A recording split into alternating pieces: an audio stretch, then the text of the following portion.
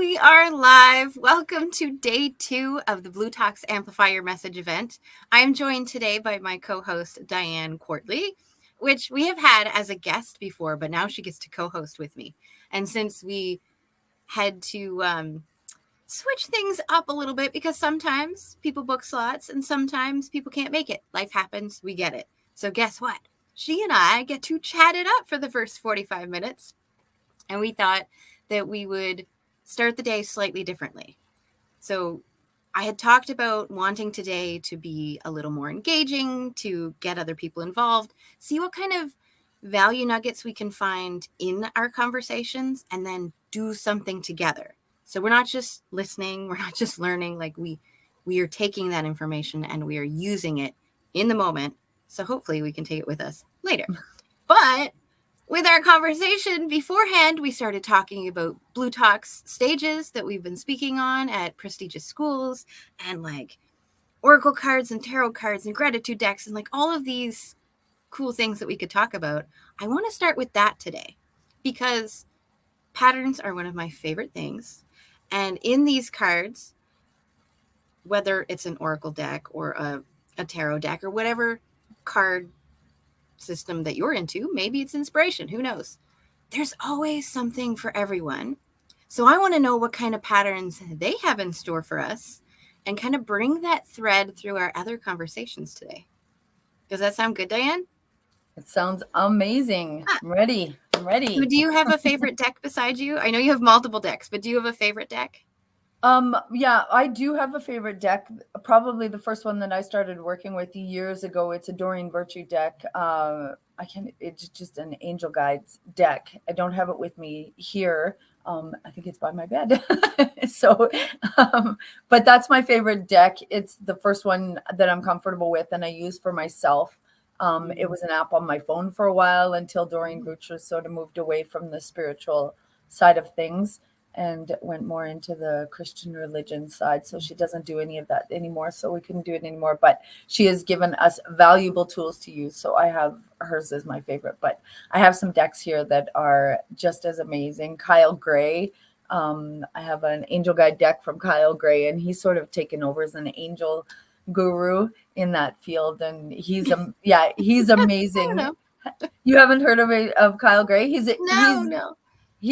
a Scot. He lives in Scotland. He's got a really smooth, cool voice, of course. And, look him up. He's a lot of fun to follow, and he loves angels and cards. And he's a great teacher if you want to start doing that kind of work.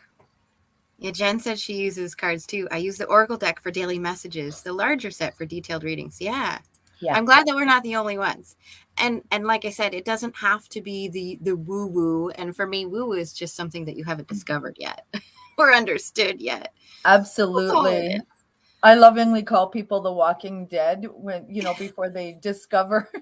I said, thankfully, my parents, I have to say, sorry, I have a sore throat, so my voice is a little scratchy. So, okay. My parents, I lovingly called them the Walking Dead, and thank goodness they were, because they weren't indoctrinated into any kind of religion. So growing up, I just got to be who I got to be. There was no, set precedence of how I should think or what I should do. Of course, they had their own style of parenting and what they did. And, but there was no real and thick indoctrination into any kind of religion or spiritual mindset. So I was free and open to have these parents that just let it be what it was. So, that's how I kind of was able to explore my world. But I lovingly call them the Walking Dead. It's just meaning that they just sort of react to things, walk through life reacting rather than creating or being really aware of that spiritual side and how they're moving through life. So, I don't mean it as a negative thing. I think that we all have our own strengths, and and I think we need those people too that just sort of go through life unawakened or I don't like to use the word woke right now. It's a little political hot topic, but awakened and people just sort of in tune with their spirituality. And a lot of times, something tragic has to happen before people even think about, what do I believe? What do I, think about this subject? So, in this work, we find a lot of people, especially in my world, where mediumship and everything, where we find a lot of people that come into it because of tragedy. So there's a lot of healing to happen before they can even, start their path. Yeah. Yeah. Well, that's why I love the Blue Talks community so much. Like, for those who don't know, BLU, Blue, stands for Business, Life, and the Universe. It's all about bringing all of these aspects of ourselves together, and to not be ashamed of talking about spirituality and business, to not be ashamed of wanting to be compensated for your spiritual gifts, right? There's all of these different nuances in the stories that we tell ourselves, where this community makes me feel like I'm whole and complete with all of those pieces that feel like they're oxymorons, that they don't match up. And yet here, I'm accepted and loved for all of those many different pieces. It's like, aw. Yeah, it's pretty. You can get in your own little world, right? Like, I've been doing mediumship for quite a few years, and of course my following and the groups that I chat with and everything before Blue Talks were mainly that spiritual woo-woo kind of group. And it was so funny, just before I went to Cambridge to speak, I was on a Zoom call with a bunch of Blue Talkers, and we have these great monthly calls and networking calls. And I was on there, and I was in a chat room with somebody, and I introduced myself. I'm Diane Quartly. I'm a medium. And she went, "What's a medium?" One of the ladies in the room, and it hit me, and I thought, Diane, thank goodness you are in this community, because you get so focused on your group of people that you don't recognize that there's people outside of this group that know nothing about your world, and it was such a mind-blowing thing to me that this well-educated, older, mature lady didn't know what a medium was. And I was like, at first I thought she was joking, and then I was like, she actually doesn't know. So, we don't realize in our little narrow paths, or maybe we even have a wide path, but there are people outside of whatever path we're on that know nothing of our journey. So that was really, really a cool story, because I really enjoyed the fact that, wow, now I'm in this community of people that are ever expanding and growing. So what can I learn from it? What else, who out here does something that I know nothing about? And there's a lot of them. The other part is, I love when there's two people, or let's just use the word medium since you had brought that up. Even if there's 2, 3, 10 different mediums, and you have conversations with the other mediums, you find there's so many nuanced ways to do this, to express it, that you share different tools that maybe you've developed along your own journey. It's amazing what you can learn. But now to add that on top of the seemingly opposite of that, where somebody doesn't know what a medium is, you get to see yourself and them in so many different ways that now, as we were talking about yesterday, like, I have a tattoo on my back. I can't see it. I need a mirror or somebody to help me see it. That's a different perspective that I don't have. So being surrounded by people that understand you a little bit, that care about you, can help you give those numerous perspectives to yourself and how you see the world. And now you're like, I can help people on a whole new level. Absolutely. Because as we mentioned yesterday, like, awareness is also a huge piece of that. You can only go so far if you haven't done the work yet. Exactly. And it's ever expanding. And that's what Blue Talks is so amazing. And, I got to meet Corey in person at the Blue Talks event, which was amazing. And the poor guy, he should have been in bed at 9, and we kept him up very late, and he was running on empty too. So I have to apologize to Corey for that. But the poor guy, he found out how much I can talk to. So sorry about that. No worries. But he's a wonderful person. So yes. Oh, we love Corey. For those who don't know, Corey is the one who created the Blue Talks community. Yeah. So love him. East Coaster like me. I'm hoping to go visit him later this month, since the ferry to PEI is 10 minutes from my parents' house, and that's where I live for the summer. It's at my parents' nice. Yeah. Nice. So let's come back to the decks. I was going through a phase in my life this summer where it is complete chaos. I will be moving for the 3rd time in 3 months at the end of this month. And then I'll be moving again come the fall. So 4 times in 4 months. So I was feeling it, right? And I'm like, right now, what I really need is just to practice some gratitude. So I went into my local spiritual shop. I'm like, I wonder if they have any cards, like quote cards, something where it'll help me practice that gratitude. So I found this deck. This is a section of the deck called Reflection. And since we've been talking about patterns, I thought it was timely. So usually what I do is I tell my deck, I don't pick a card. No. I never pick a card. You have to either flip over in my hand or fall out. I'm not taking anything else. Because I'm like, I want you to yell at me boldly. I don't want to make decisions. You know, and I think that's where people they always think, you know, they're waiting for spirit to tell us what to do or how to do it or to give us signs and everything. And I say, the more specific you are, the quicker, the easier it's going to be. So be specific. I was just shuffling and one just popped out. So I'm going to hold that and we're going to do yours first, and just see how okay. So I'm not concentrating. So the intention, since you're not paying attention, cards, is just some sort of gratitude advice on reflection that we can use in our conversation today. So now, if you would like to flip over a card and be nice to me and fall out, that would be great because shuffling hurts my fingers. You know, the perfect card. Okay, so I will start. So, okay, interesting. So my card, and I will start out, always like to do this. I'm using the Energy and Spirit Oracle by Sandra Ann Taylor. I'll put that up there. Give her a shout out to Sandra Ann Taylor. There you got your card. Yep, okay, it fell out. So this one, number 21, Archangel Zadkiel. Self-acceptance, compassion, and forgiveness is the card that came up. Isn't that beautiful? I love the artwork on these things. These are truly amazing. So in this one, and too funny, I have to say, because yellow flowers is always a sign from my son. And yellow is a sign. It's my favorite color, and it's something that my son sends me signs all the time. And this fellow is holding yellow flowers in this picture. And just this morning, I woke up thinking about my son. So people that don't know, I have a son that passed, and I was thinking about him this morning, going, you know, yesterday I mowed my lawn and spent a couple hours mowing my lawn, and I usually get a butterfly or something happen, and nothing happened. I said, you know, it'd be great to have a message from you. And I woke up thinking about that. I didn't get a message. And then I pulled this card with the yellow flowers. So I'll take it. Nice. Self-acceptance, compassion, forgiveness.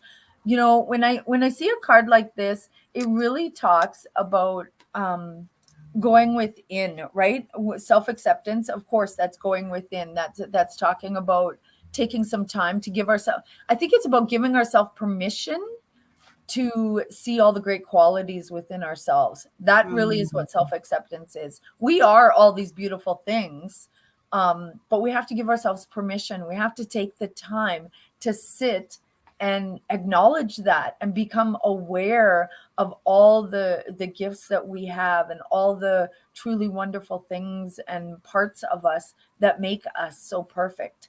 And so that's what it's about. Compassion, forgiveness, those go hand in hand. Sometimes when you delve into the world of self-acceptance, you're going to have a little bit of compassion yourself. You've been going through a lot of things lately. So think of the forgiveness that, you know, for things that are happening around you, and the compassion to give yourself and the people around you to move through that stage in your life and to move through to the next wonderful journey that's coming. So I love this card. And coming off of your conversation. So I get my flowers and you get your reminder to sit with yourself and be compassionate and forgiving and I love that. Accepting. Okay, so my deck is called Gratitude, inspirational card deck and guidebook. It doesn't tell me by who. Oh, Caitlin Skull? I don't know. It's a new one. It said gratitude. That's all I wanted in the moment. So this card says, I have loved the stars too truly to be fearful of the night, by Sarah Williams. It says, send compassionate energy toward a person who has hurt you in the past. See, synchronicities. Your wounds are your greatest points of growth. How How synchronous, fitting. timely, Yeah, and fit. Yeah. absolutely. I know many of the Compassion. people. Yeah. Many of the people that we have on Blue Talks are what I call mess to message solopreneurs. So most of the time we have been through some sort of struggle, some sort of pain, some sort of trauma, or whatever we want to call it. And we tried to find answers. We couldn't find answers. And it was this big mess in our lives that we needed to discover on our own. And so we've learned lessons that were hard for us to learn. And now those lessons are a part of the work that we do today, whether it's exact skills or just the way that we express our skills or the way that we show up. And so I love this because that self-awareness, that self-compassion and acceptance and forgiveness is that starting point to go from that messy, horrible part where we want to hide to that part where we can truly serve the people that we want to help without the pain when we talk about our story, without the pain when we look at somebody and go, oh, I don't actually want to feel that anymore. I call it speaking from our sparkle. I see too many speakers use that story on stage, but they haven't quite healed the story enough. So now they're speaking on the stage, and instead of speaking with excitement and positivity and passion, you can still see that pain in their eyes because they want to still avoid that moment.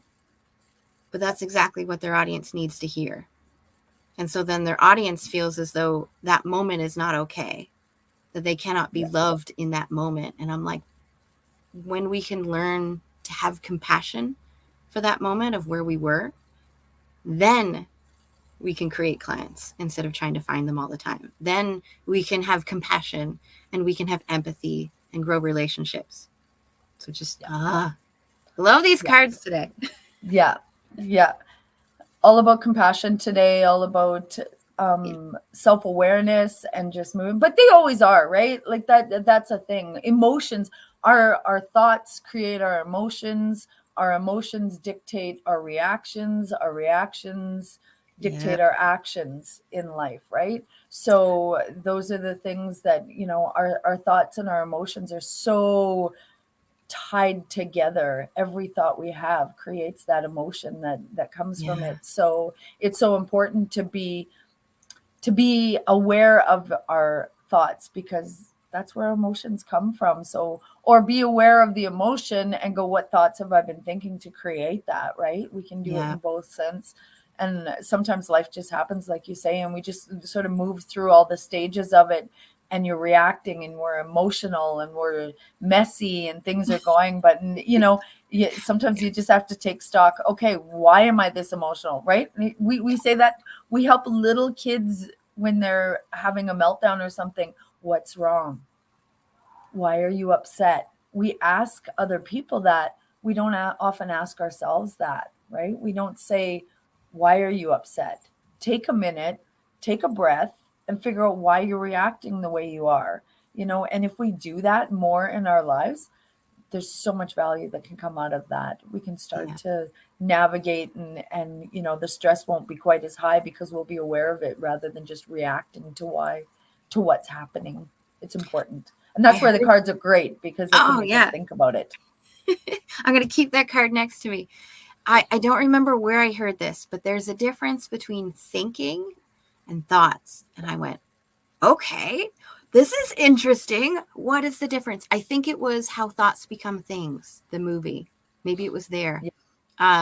Where we have thoughts, but they're like randomly rolling a dice. Okay, just anything can pop up.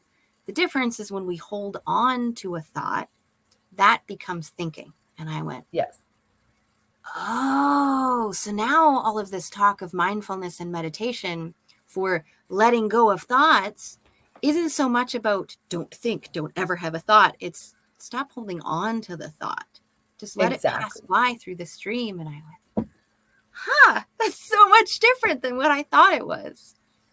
It was, and I think we worry so much about every little thought that pops into our head. But when you think about it, I think of it like, okay, those are commercials, right? If we're used to watching Chewing reels, we're gum. used to watching, right? You're used to watching TV, and it's like, okay, so here's the main event, and then here's the commercial. And during the commercial, you can be doing other things. You can go get a glass of water, you can grab a snack, you can go to the washroom, you can do whatever while the commercial is running. And that's kind of how we live our lives, right? This commercial is going on, the thoughts are just playing in the background. There's music, there's random things pop up, pictures in our minds, all these things can just, you're picking up on, we're all energy, we're all vibration, so you're picking Yeah. up on different vibrations that are going by. And you don't have to hold on to them, you don't have to connect with every single thing. I love to use the analogy just to sort of show people, especially in the world that I'm in with mediumship and everything, because a lot of people are like, oh, I have to pay attention to everything that comes to my mind because it might be a sign. And I'm like, okay, so think about this. Every single person in the world right now has a cell phone. Some have two or three. My husband and I each have a couple of them because we have a few businesses. So we each have a couple phones. So, and ultimately all day long, everybody, there's all these phones, all these connecting all over the world. So think about your little space. Take 2 feet around you and imagine the world around you and all the frequencies of cell phone usage, all the messages running through that space that is you right now. It's A astronomical. lot. Like, it really is. If you think about all the millions of people in the world connecting throughout this world, imagine in your space how many waves are going, how many, thoughts are being transmitted, how many, frequencies are being sent around the world. So in your little space, there's going to be multiple frequencies, there's going to be multiple vibrations happening. Where you tune your energy is where you're going. So when you are just scattered, you might be picking up on different vibrations that have nothing to do with you. They're just crossing your path, they're coming and going through.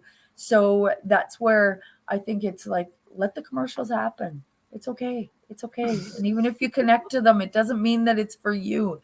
Let it happen. When you sit and you set an intention and you connect, then you can pay attention to the frequencies and the vibrations that you're connecting to, because your intention is setting on a specific path, a specific thought, a specific vibration.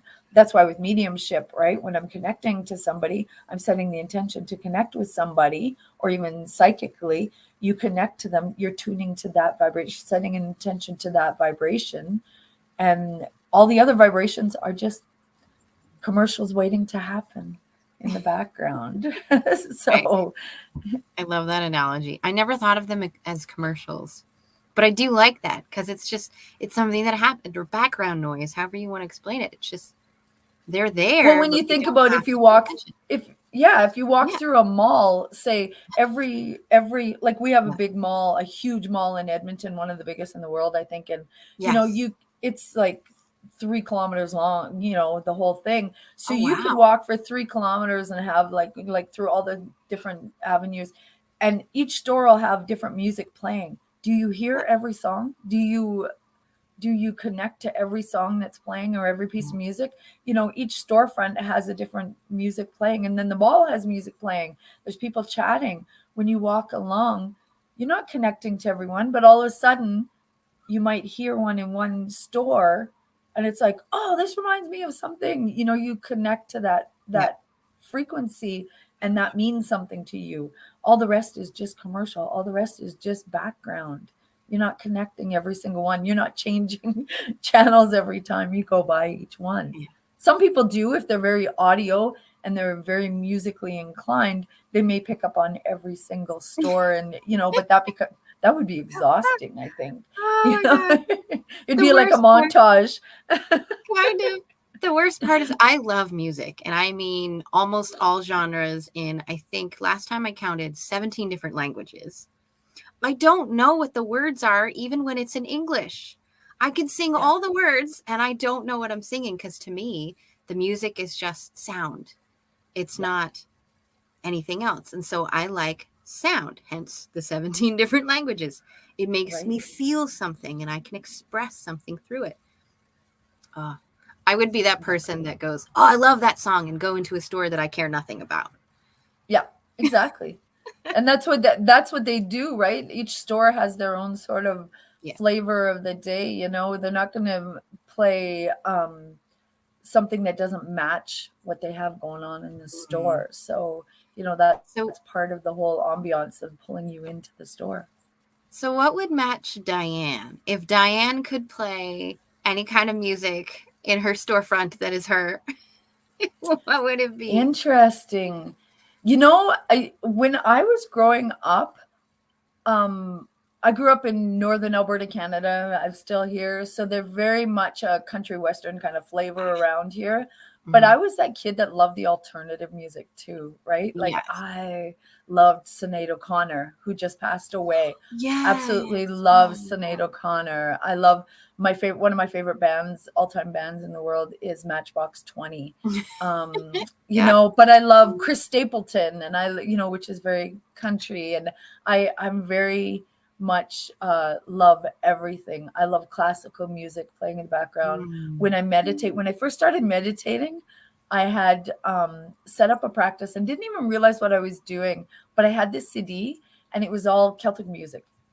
And it was Nice. a whole CD of Celtic music. And I just played it every night while I meditated for about a half an hour, the same CD for every night for a year and a half, and just got into that space. So, I mean, I'm really, I kind of like my energy work. I'm all over the board. I'm always just pulling from whatever I need at the time and I'm changing. So, yeah, I don't think there's one real genre that's me. I'm a mess. No. No, no, no, no. Because that was a conversation that I had with Woody Woodrow. He was on the show too, and he came to Boston last year when we were doing Blue Talks at Harvard. He was a rocker, right? He was the guitar player. He was on stage with thousands of people, and now, well, you were saying that before we came live, some people get into spirituality because of things that happened to them. Drama, yeah. I don't know his whole story, but I know it was part of his story where he was a rocker and then he started to get into that spiritual stuff. So he would go on stage and meditate with the crowd. And now Yeah, that he's beautiful. doing his own music, he's like, well, what kind of genre fits me? So I told him about one of my favorite bands right now. They are a DJ duo called Gioli and Asia. They take like Okay. the club, energetic, vocal trance type music, a little bit of house in there, and they mix it with meditative sounds. Oh, And so beautiful. oh my God, I had never heard a sound that just embodied who I was until I met them. Because it is kind of that oxymoron of the high energy and yet super chill all Yeah. together. Yeah. Yeah, that's interesting. So my oldest son, Levi, runs a music festival. It's his third year running. It's called Intersect Art and Music Festival. It's here in town, in our small town, and he's creating this big music festival. And it's the first time that I really got into the EDM and that kind of stuff, right? So Yes. I go to support my son, and I'm like, oh boy, here we go, and it's all I love them. They call them all the hippies show up into our Western town and it's awesome. But Yeah. so he's bringing this whole new flavor. And because it's third year running, the last 2 years, the first year I was too busy to really enjoy the music or take part. Last year, I got to see these amazing talents, DJs and things like that. This year, I'm so excited for it because some of my favorites are coming back and they're just amazing music. But I had this conversation with somebody just last week where they said, um, the reason, or I heard the conversation, and it hit me because I thought that's why all these people love this music. It's like a heartbeat, right? Yes. That bass is like a heartbeat, Oh, and they go. And I watched these. I call them kids. I mean, they're in their 30s, some of them 40s, whatever. But I watched all these people transform under this tent and this music because they're outside, they're dressed in costumes, some of them, they're painted up, they're, this big group of people all get together and they're all vibrating and thumping to the same music. And Yeah. it's this real strong bass and beautiful music. And they get into this rhythm that I'm like, they're It's a trance. connecting. Yeah. It's a trance, and they're connecting to nature through the music. And it's something so Yeah. beautiful that I never considered. I just thought, and I know I'm 55, so a lot of, Are you really? I guess I'm considered, yeah, I'm a senior now. My husband and I were laughing, saying, "Oh my gosh, I could be on the senior, can pick off the seniors menu in some places now, being 55." But, some of us mature people in the world just look at that music, and go, "Oh, it's just noise." And I really had to, because my son was involved in it, I really had to look at it in a different aspect and go, okay, let's give this a chance. And now I'm a fan, and I'm like, what it does for all these people is transformative. It's just like you say, goosebumps. If you have a chance, go to one of these events and or YouTube it and watch the people in the crowd, and just, people think, oh, they're on drugs, they're spaced out, they're whatever. It's not that. They are feeling and moving to this music, and anybody who likes music has to appreciate that and recognize. And I think in the world today, where so many people have ADHD, and in a world where they're so connected, this is a form of music that's becoming very popular. And it's because they all get to sort of come back to base. They all get to come back literally to the base. They all get to come back and just move and feel and be connected to that beat of their own heart, the earth, everything. It's so powerful. Drumming circles, things like that. That's what it is. It's a big giant drumming circle where you can just flow and move and be disconnected from everything but this beat. And it's powerful. If you ever have a chance, you just have to do it. It's so powerful. I want to just take a moment to put a lovely wrap around the seemingly different conversations that we've had so far in the last, I know, we're all over 30 minutes, but actually we're not. They're seemingly disconnected, but if we look for the patterns, which I love to do, it is about the self. It's about finding the self and being compassionate, which is what our cards had talked about. It's about identifying all of these different perspectives and these facets of who we are, and why that is so important to live the life that we choose.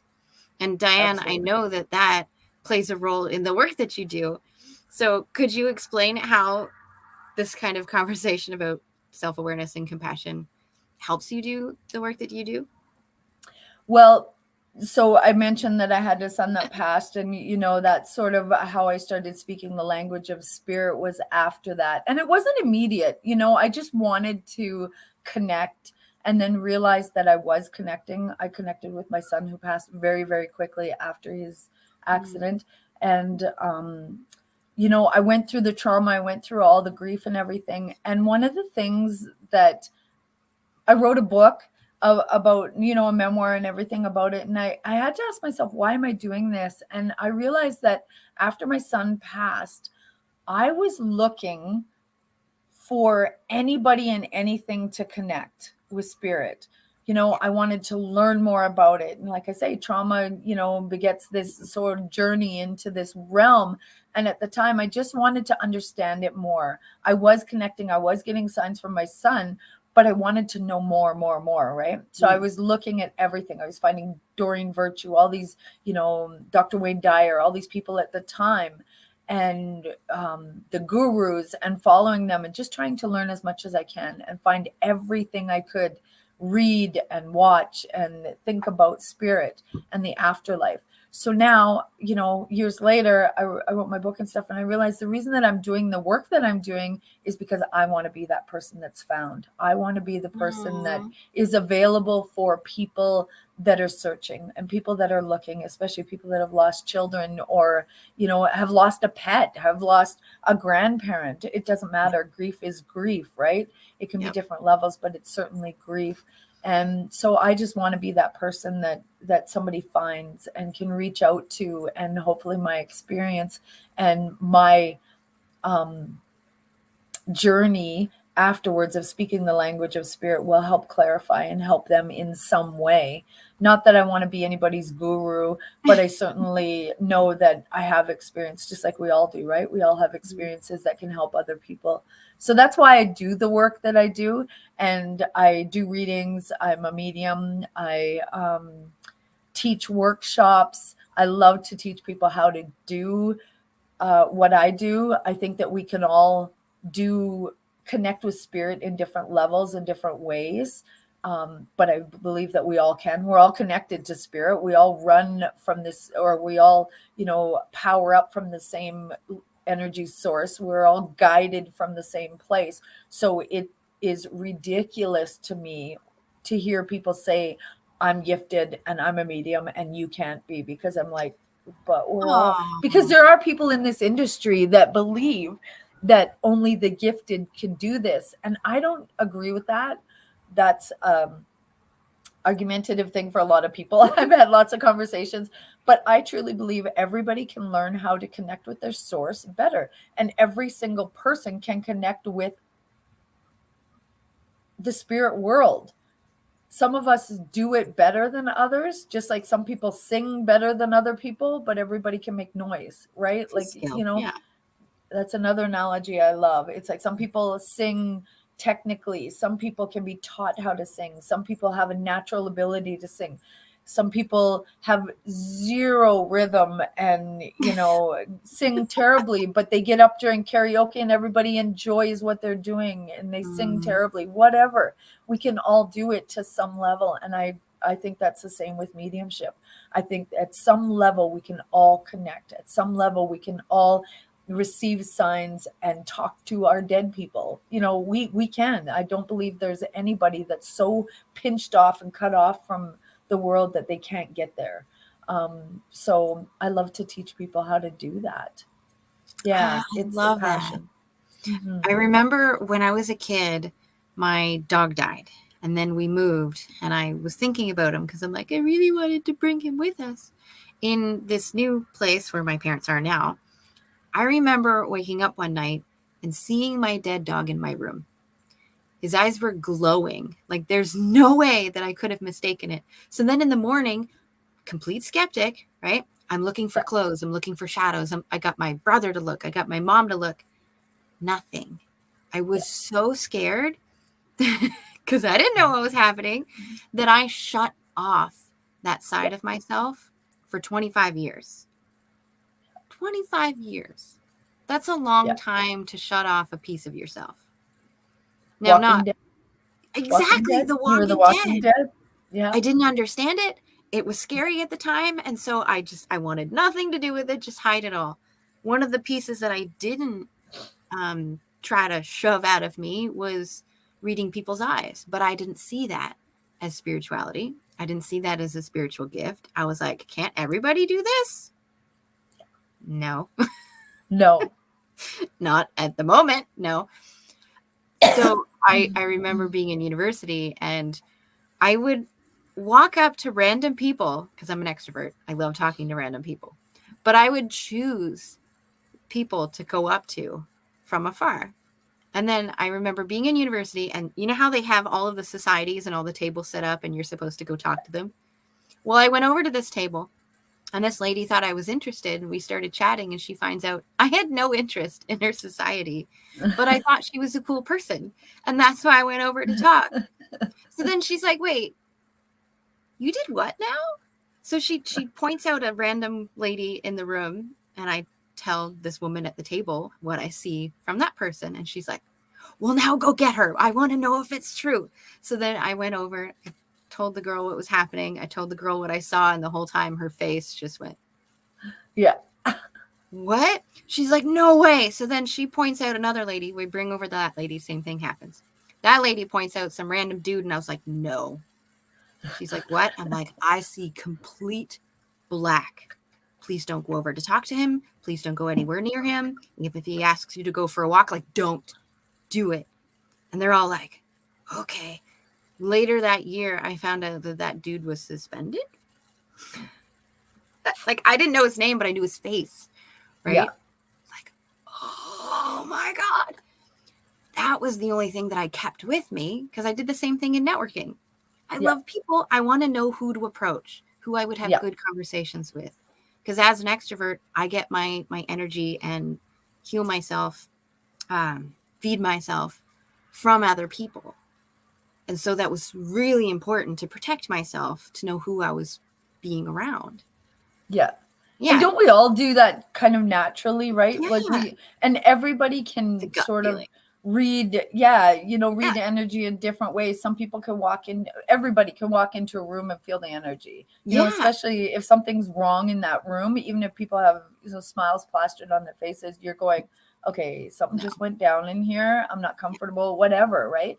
Yeah. Whether you pick it up through a gut feeling, whether tingles in your body, whether you just know something, whatever it is.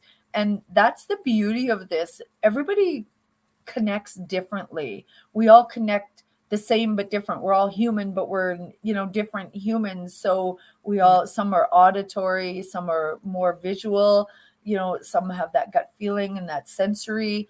There's different ways to connect. That's why I tend to I like the word energy interpreter rather than medium, because and that's what I put on all my stuff, energy interpreter. But people go, what's that? Right? Where I say, oh, I'm a medium, then they get it. Most people, not everybody, because some people don't know what that is. But to say energy interpreter, I love it, because it sort of is, I told you I'm not a rule follower, with all the, I don't like being confined.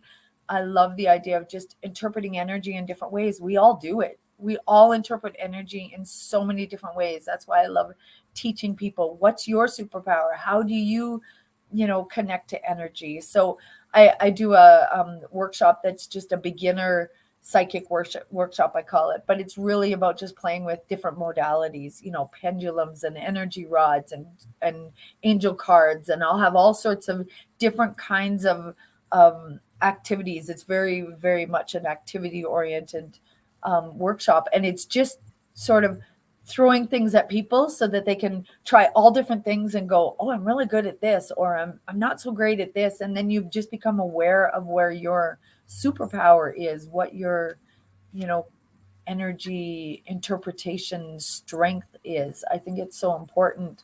And it just helps us in everyday life, whether you want to go down the road of being, a psychic or a medium or whatever.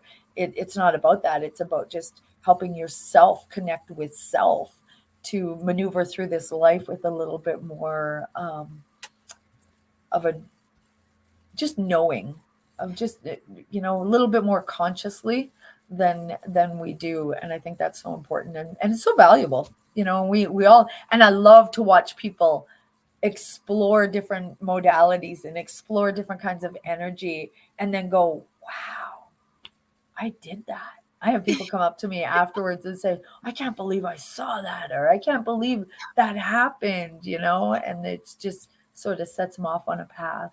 I love it. I love it. When we were talking about how trauma kind of forces you into the spirituality. Yes. Well, I was in a bicycle accident. What is the date today? Almost exactly 1 year ago in 20, or not 1 year ago.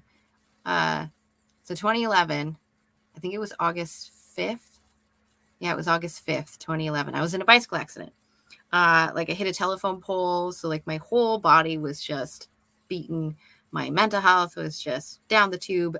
And I'm still in that phase of ignoring my spirituality. But I was going to a psychologist. And after so many sessions, she's like, don't tell anybody that I told you this. But there's a mental health clinic in the building where you work, just downstairs, that offers a free mindfulness, like an open mindfulness group. You can go anytime you want for free. She's like, do not book another appointment with me until you have gone. And I was like, why are you telling me to go somewhere else?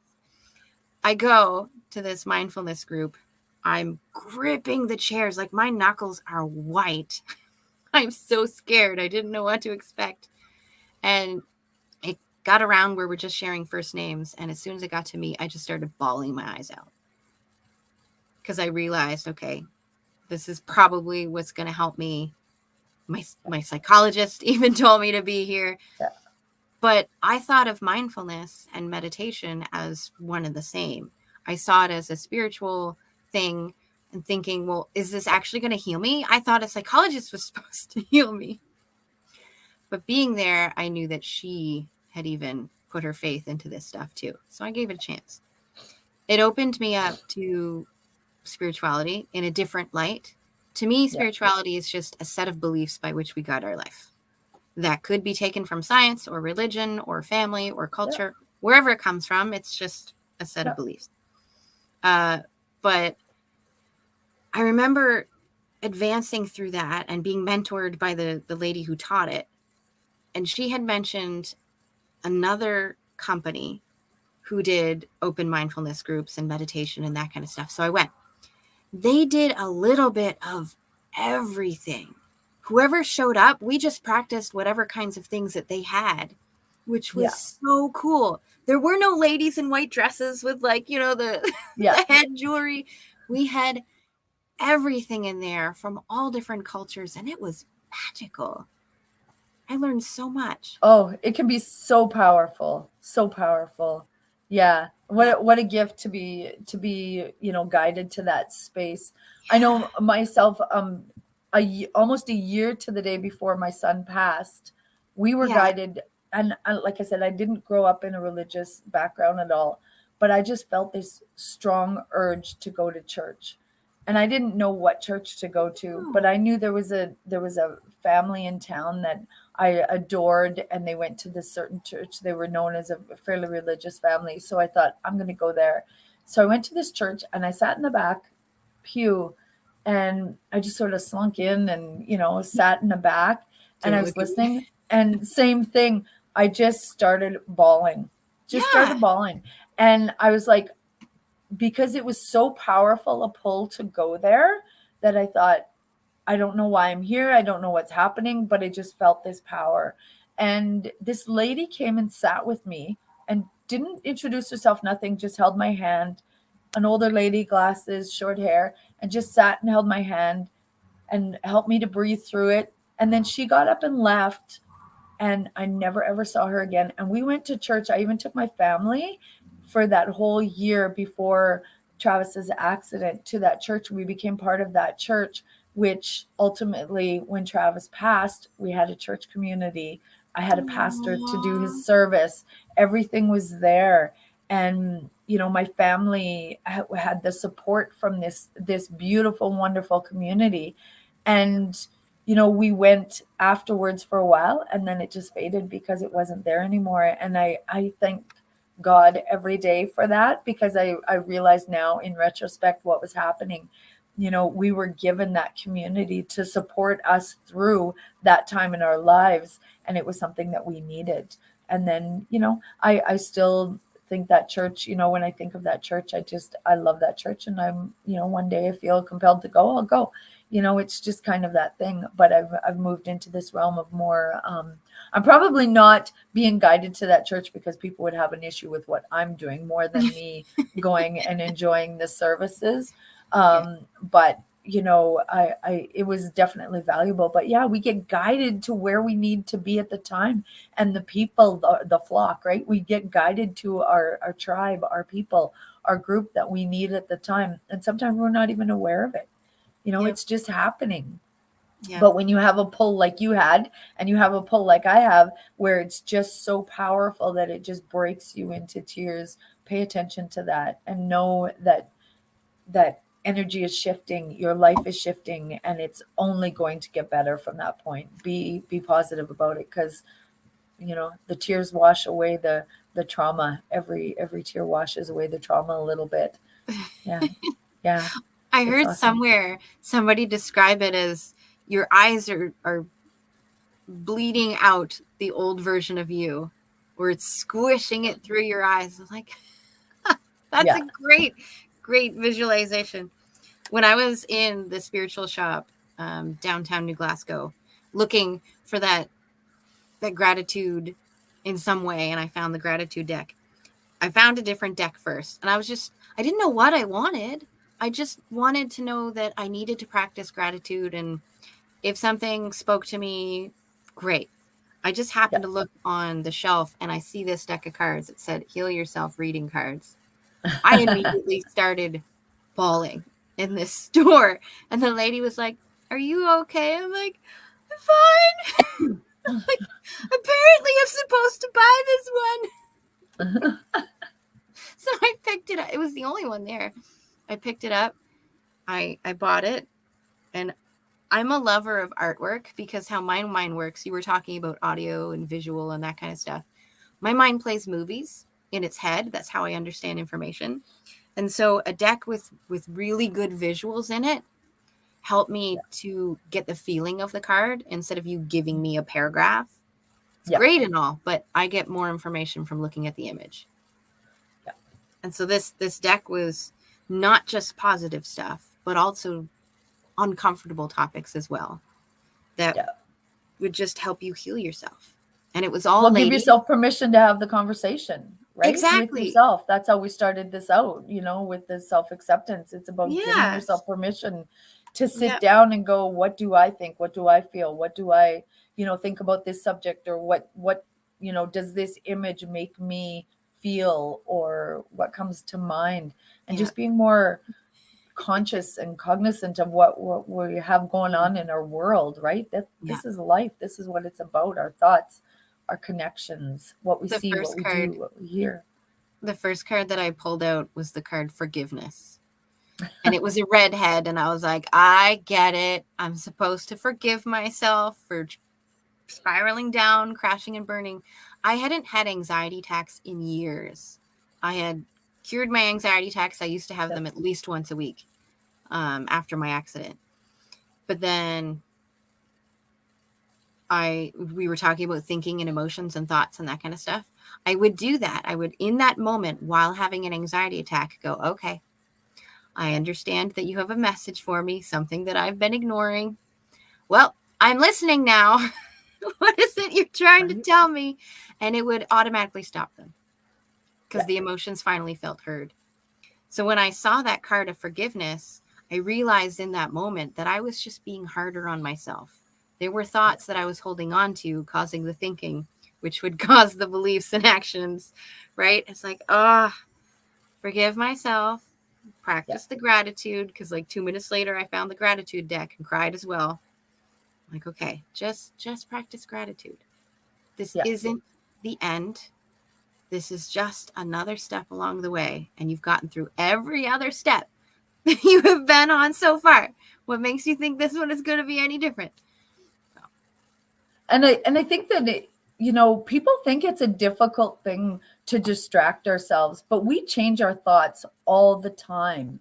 Mm-hmm. We, you can TikTok, Google, YouTube, whatever, you can change emotions like that, right? We do it all the time. You can watch kittens playing and be oh wonderful, and then you see something traumatic or an accident on a TikTok, and you can go down that spiral of, oh my God, we can change in those 30-second clips a million times. Why do you think people are so attracted to them? Because you're like, ooh, it's a roller coaster. It's like a fun ride that you're taking emotionally, looking at these things. And well, some call it fun, the ride that you're going on. I'm not a roller coaster person, but I like more calm. But that's why people can look at things, but we can change our reaction just by distraction so easily. And I think that's why, that's a reason why people love all the different things that you can see online now, because it distracts us from what's going on in our lives, right? So we know we can do it. We know we can distract our mind. We know that we can dull the ache. We know that we can shift and change the subject very easily. So I think it's important, once you realize that, to do it intentionally. Choose what you're watching, choose what you're thinking, choose how you're distracting yourself. Myself, I don't watch horror movies. I never have. I don't like them. I don't like that you're watching a beautiful show on TV and they advertise a horror movie. Drives me crazy. I'm like, I can't take that. I don't want to see it. I don't want it in my brain. There's certain things, and I'm very conscious of that. So I immediately close my eyes. I don't want it in my mind. I control what I take in for the most part. There's sure we walk through life. There's things that you can't control. I certainly couldn't control my son's journey. It was his journey to take. So all I have left of that is my reaction to his journey and my reaction to what happened at that time. That's all I can control, is my reaction to it, right? So I think the more that we recognize that and we realize that that we are the creators of our world, and we're creators of our world through our thoughts and our emotions, and we create it through our thoughts and emotions, then we can take more control over what we do. I always ask people when they're, in the throes of anxiety, or people that come to me and say, I don't know why I'm just so anxious. I need help to figure out how to control my world. And I'm like, well, what are you putting into your world? What are you feeding yourself? Well, what do you mean? It's not just about the food we take. What are you ingesting? What are you allowing your eyes to take in? What are you feeding your eyes? What are you feeding your ears? What are you feeding your body? It's all so important. And we have control of that, right? That's where our control comes in. We think that we're out of control in our world. No, we are totally in control of our world. We're in control of how we react to every single moment of our lives. People have to recognize that. The more they don't have to. They can walk through life the walking dead, or they can be in trauma all the time, or they can be in anxiety all the time. But once they recognize and take responsibility for their thoughts and their emotions and how they distract themselves, the more fulfilling and easy their life becomes, honestly. I may have to go get a parcel in a minute. No. I'll let you know if it happens. Mom's like, I could get a parcel from like any time in the next couple days, and I saw the truck come up, but I don't know which direction they went. Oh, there you go. If I do, I will let you know, and then I'll just be like, Diane, take it away. Take it away. Take it away. Well, as you can tell, I can talk, so that's never an issue. I love to talk all things spirit. Ooh, I like this one. She says she likes that. It's looking at life from a different perspective. Absolutely.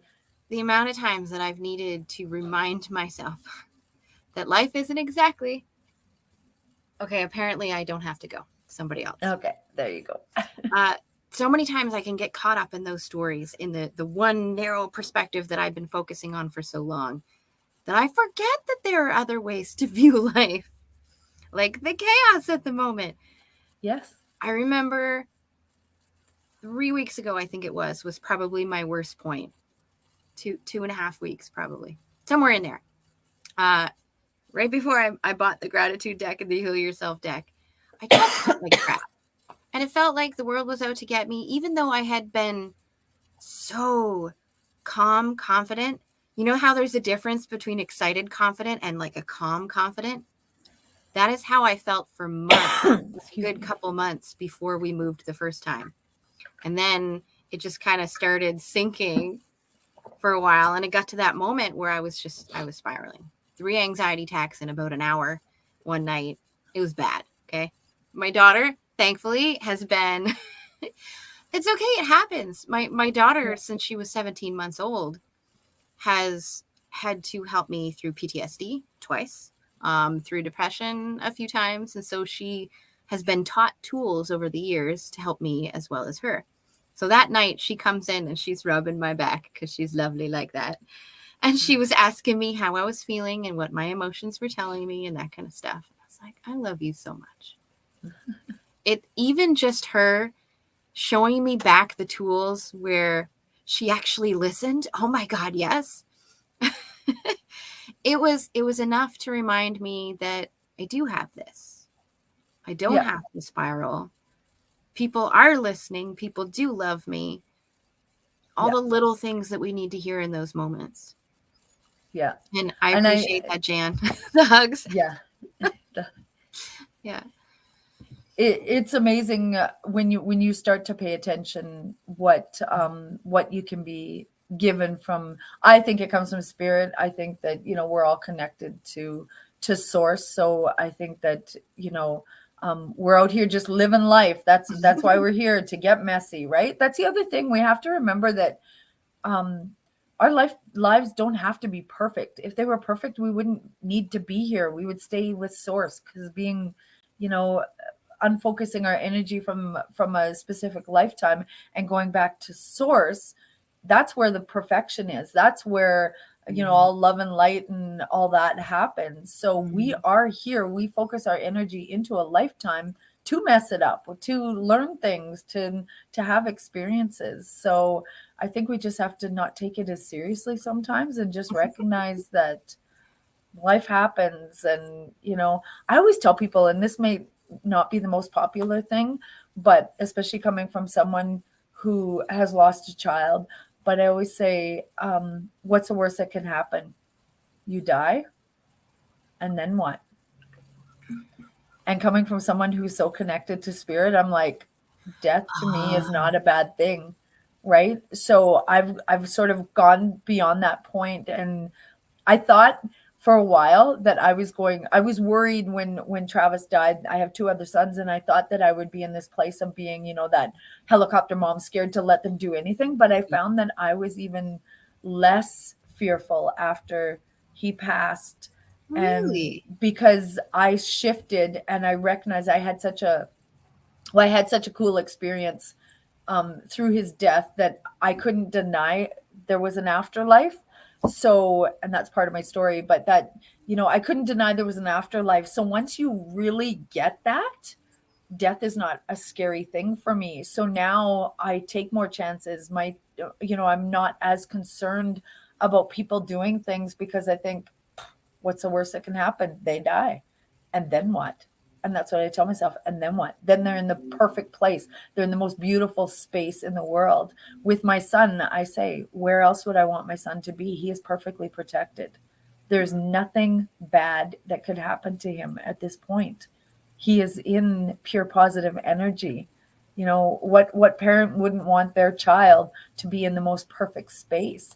And he is in the most perfect space. So, you know, yes, I miss him. And that sounds like I'm disconnected. I'm not. There are days where it's crippling, my grief for him. There are days that I just want him here. There are days that I want to be able to grab his face and look in his eyes physically, you know, and I work with him and I connect with him all the time. But I still, of course, I'm human. I want those things.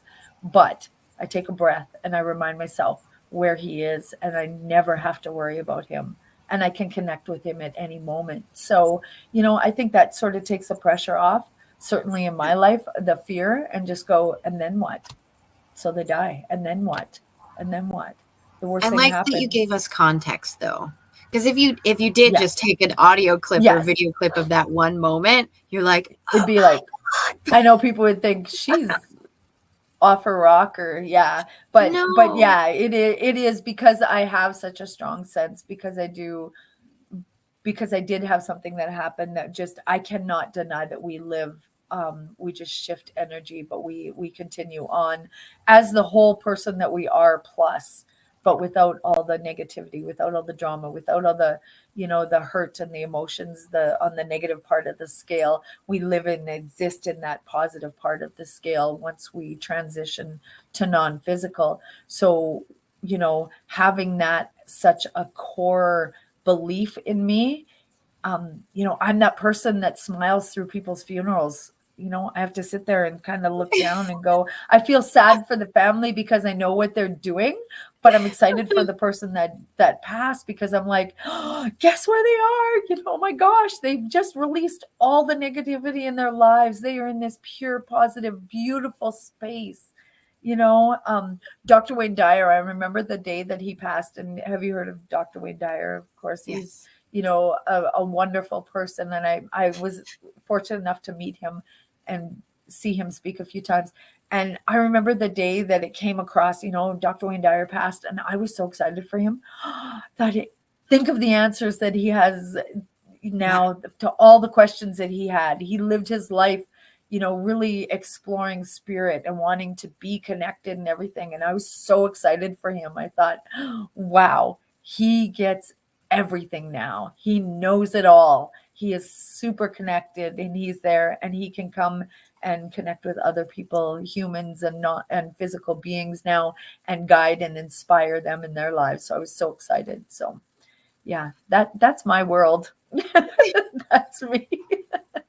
No, it's great. It's great. And when you were saying that you wanted to take your son's face and like do this to him, I remember my daughter used to do that to me when she would come in the morning. She'd go like really close to my bed and hold my face about this Right? close, and she'd be like, "Mommy, are you Yeah. awake?" I was like, "God, Right? How you'd many wake up kids with the do same that, hair." right? Even babies, they'll want to grab your face, and I do that to my sons are 32 and going to be 30 right away. My two physical sons, and Mhm. Travis would have been 31, coming up to 31. But I do that to them, and they recognize it now. They'll walk in, and sometimes I just grab their face and look them in the eyes, like Oh, I just want that, physical kind of connection. yeah, And yeah, so sometimes I long for that from Travis, and then I have to remember that I'm just as connected, just not that yeah. physical way. One day we will be, but you know, or I won't need to be. One day I won't need to be. We'll be connected so strongly. So yeah. So we talked about connection, and we talked about perceptions and the compassion for ourselves to help us with our self-awareness. And we had a bunch of our stories. Now I do want to come back because our second guest apparently double booked. So she'll be with us later in the week. I was wondering, I was like, oh No, my you're gosh, so fine. now we get to, We just the go spirit with the just flow. wants us to chat. This is the thing, right? I don't mind at all. Like if I had to do this by myself, I probably could, but it would be more difficult. You're making this really easy. But I want to talk a little bit more about how you're sharing this message, because this is Amplify Your Message. And I know that we've asked you this before, but things have changed since then. You've Yes. spoken at, was it UCLA? Cambridge. No, Cambridge. like Cambridge. I knew it had a Yeah. C in it. Yeah. Cambridge. It's like there's so many now. I'm trying to remember which one. And that just happened recently, correct?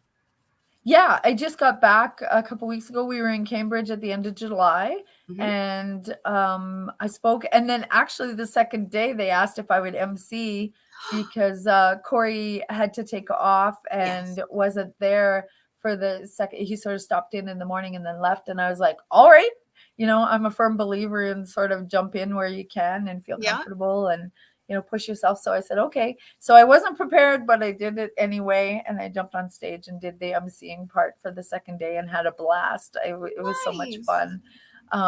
Love to, do that and sit in the audience and listen to all the amazing speakers and the different stories. And that's the best part about Blue Talks is the wide variety Yeah. of people and places and cultures and stories, and it's just amazing. So yeah, I got to travel and met a couple people. Heidi, who is one of Oh, Corey's right yeah. hand woman. I knew actually it was Heidi that got me into Blue Talks. I had met her at a different event a few years ago, and I did a reading for her.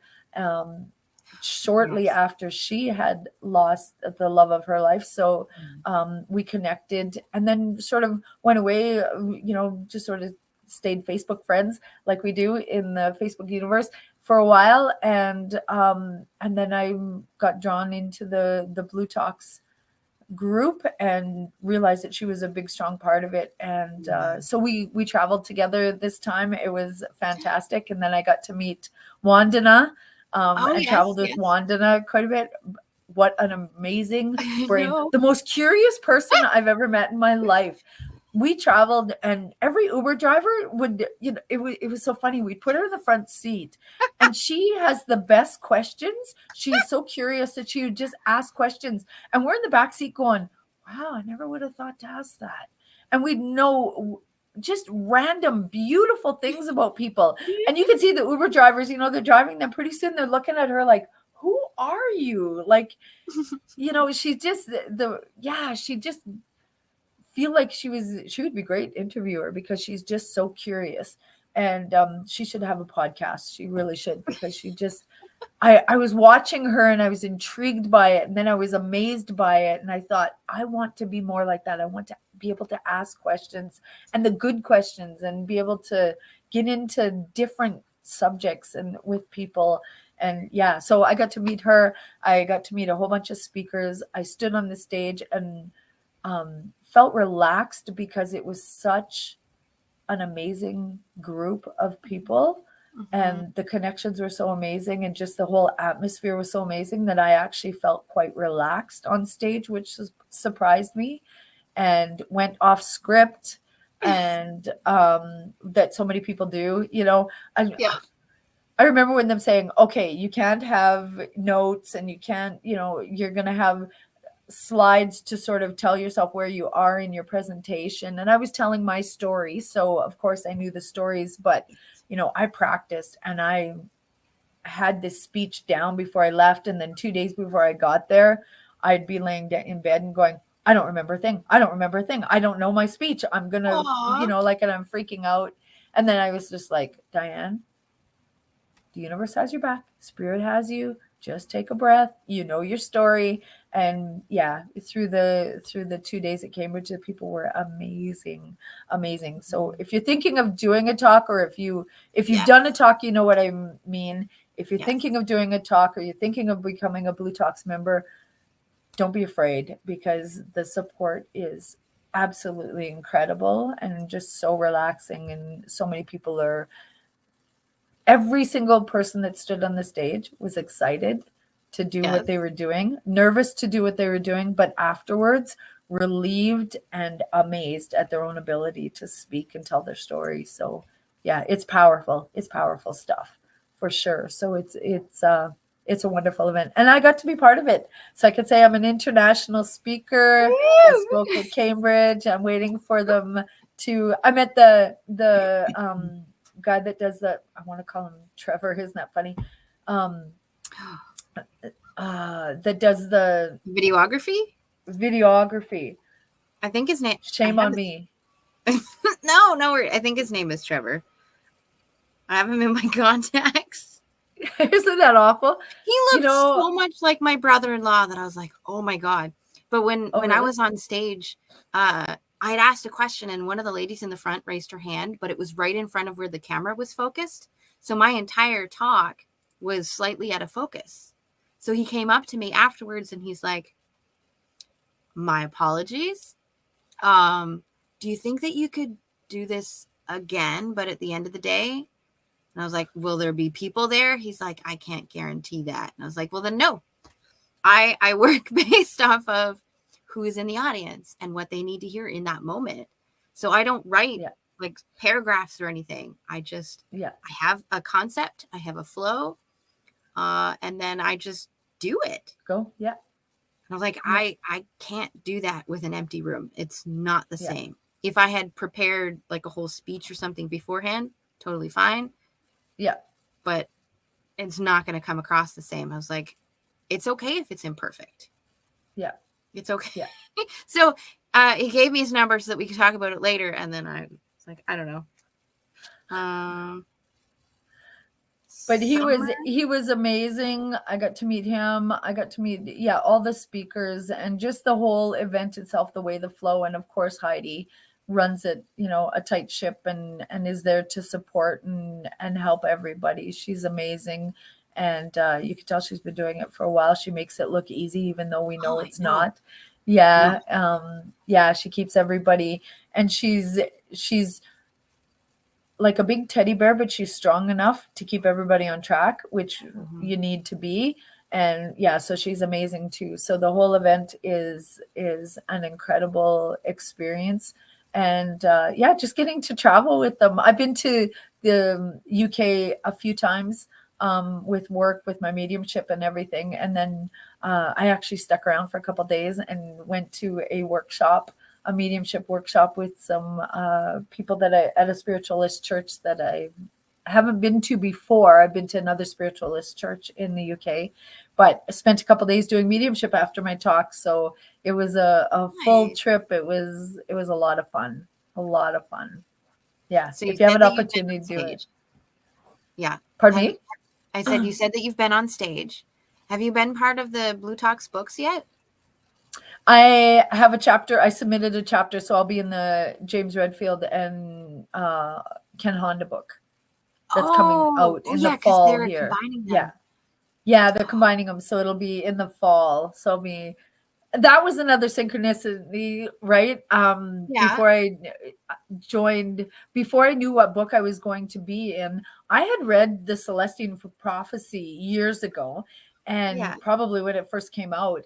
And I was intrigued by it, and it was really, really cool. And then didn't read it for years. And then all of a sudden I just felt compelled to, I put it on audiobook, and I was taking a long trip. So I stuck it on there and I listened to it again. It was literally the week after this trip, and I had just finished reading it. And then I did the 11th insight and the 12th insight, bang, bang, bang, did them all, on audiobook. And then it was a week later that Corey said, "Hey, who wants to be in a book with James Redfield?" I was like, apparently me, because there's a reason why I just read this, re-listened to all this, and got so much more insight from it. So that was another synchronistic event. So yeah, I jumped on that, and I'm in that chapter for sure. Have you ever written beforehand, or was this your first experience writing? No, I have a book. Oh, I nice. wrote and published About a Blue Angel. About a Blue Angel. It's my memoir and story. I self-published my book in 2015 and did it all the wrong ways and did it all the right ways. So that being said, I wrote it in a weekend. And I know people say, "Oh, you know what, that I channeled it in a weekend." I really did. Yeah. I sat down on a Friday night. I was being called and pushed by Travis, my son, to tell our story.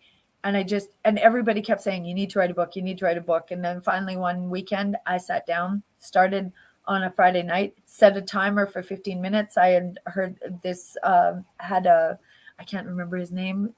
Lord help me. There's a fellow that sort of gave me the inspiration to do it, and sat down for 15-minute intervals through the weekend. By Sunday night, had it done. I had a bowl of almonds, cup of coffee, and just wrote throughout the whole weekend, kind of thing, and wrote my story. And then afterwards, it was like a week later, I was in a workshop with a friend of mine, Bonnie Worth, who is a medium, and she was doing a workshop, and I went to it. And at the end of the workshop, she comes up to me and she goes, "Diane, did you write a book?" And I said, "Actually, Bonnie, I wrote one last weekend." She's like, "What?" I said, "Yeah, I wrote a book last weekend. I don't know what to do with it. Wrote it here, got the manuscript." And she goes, "I'm supposed to give you this name." It was to a lady who wrote in my book, Cynthia Richmond. Okay. She's passed away now, but she was a dream interpreter on Oprah, on TV, like in the 90s. She was a big dream interpreter. And she goes, Yes, I remember yes, that. right? So Cynthia Yeah. Richmond, she's amazing. So she wrote the foreword in my book because Bonnie said I'm supposed to give you her name and her contact number. So I got a hold of her, and she does content editing, or she did. Yeah. She's since passed away just like a year after I did the book.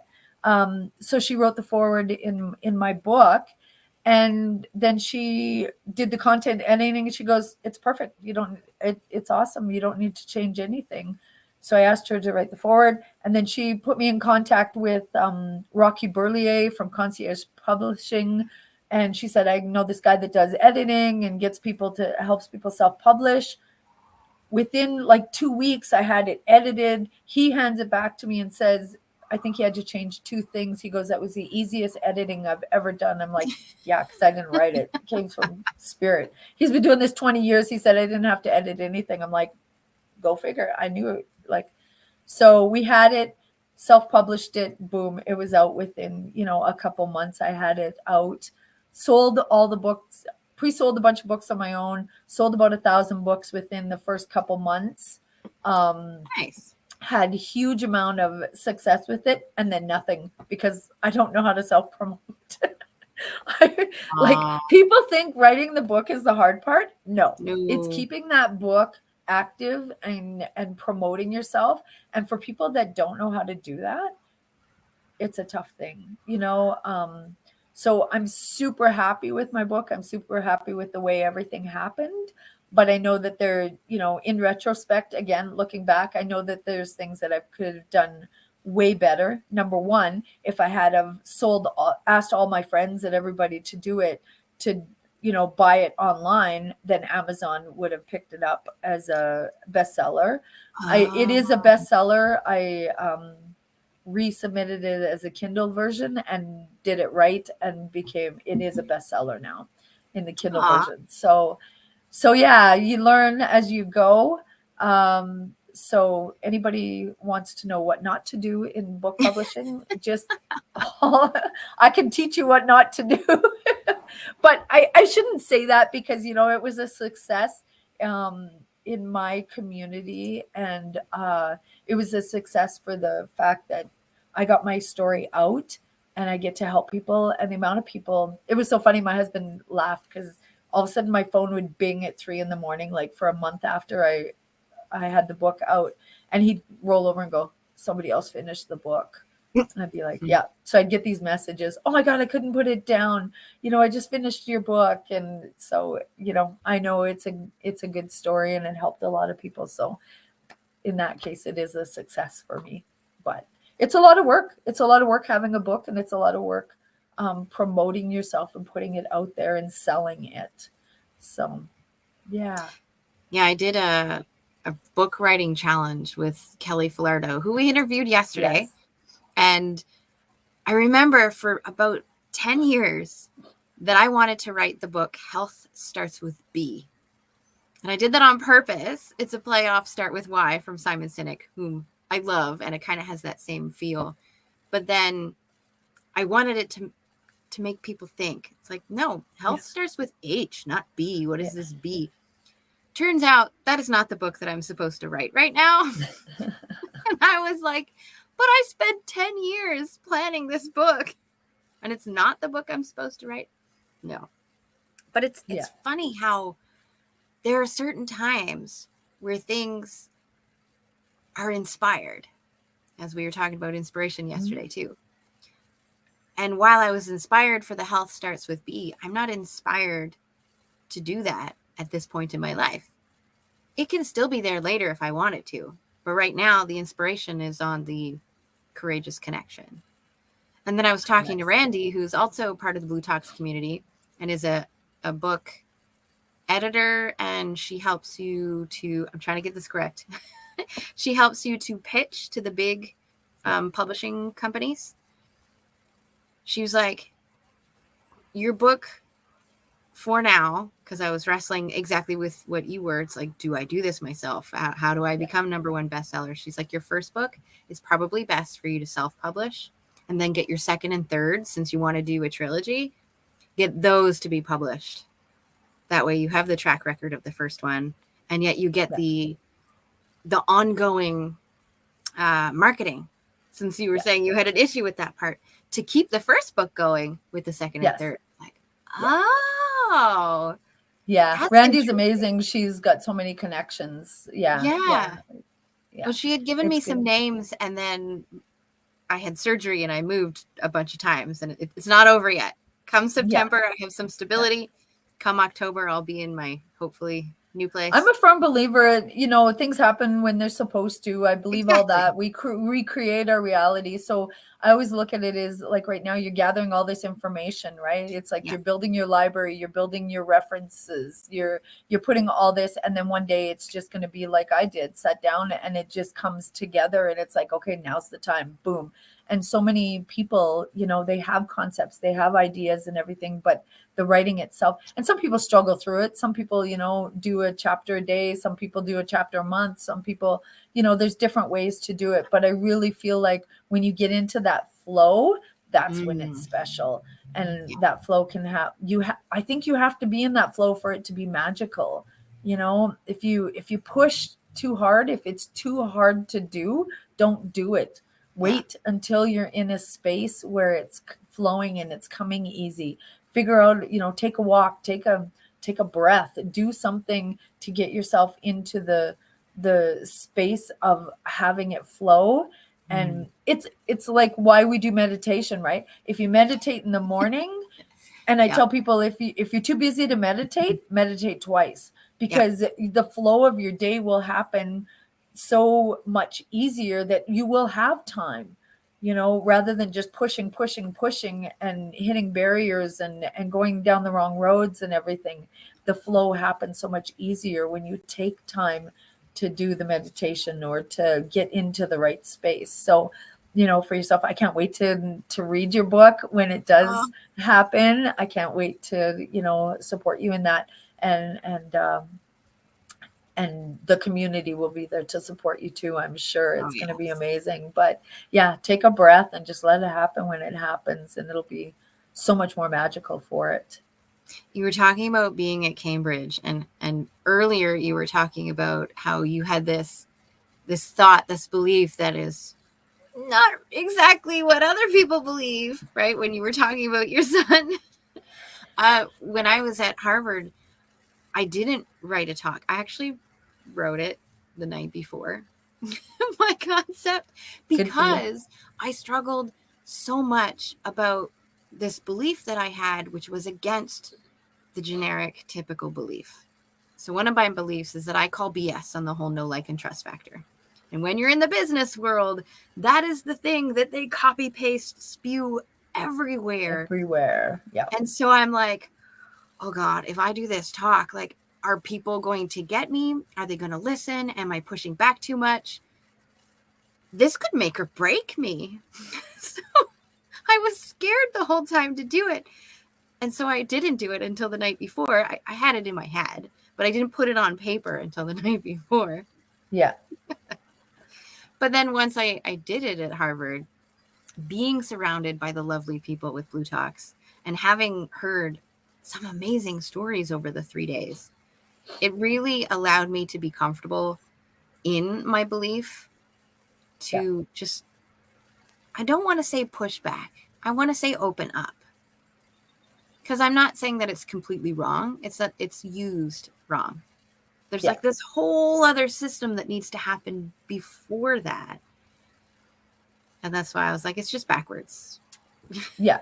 And I think it's important to be brave enough to stand up and say what you believe and what you think, because there are so many perspectives in this world. And I think the biggest thing is to, if you believe what you say, and we all have trouble wanting everybody to like us and agree with us, right? We're human. That I don't know anybody that doesn't want everybody to like them and to believe what we say.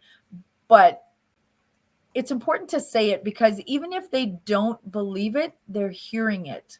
And some people, that might crack open a door to a different perspective, right? So say it. Say those things that are unpopular. Say those things that's how we've evolved as humans. If we all stuck within the boundaries of what we're supposed to do, that we have too many politicians trying to do that to us right now. Stick us in the boundaries of, you can only think and do and say and be this kind of person.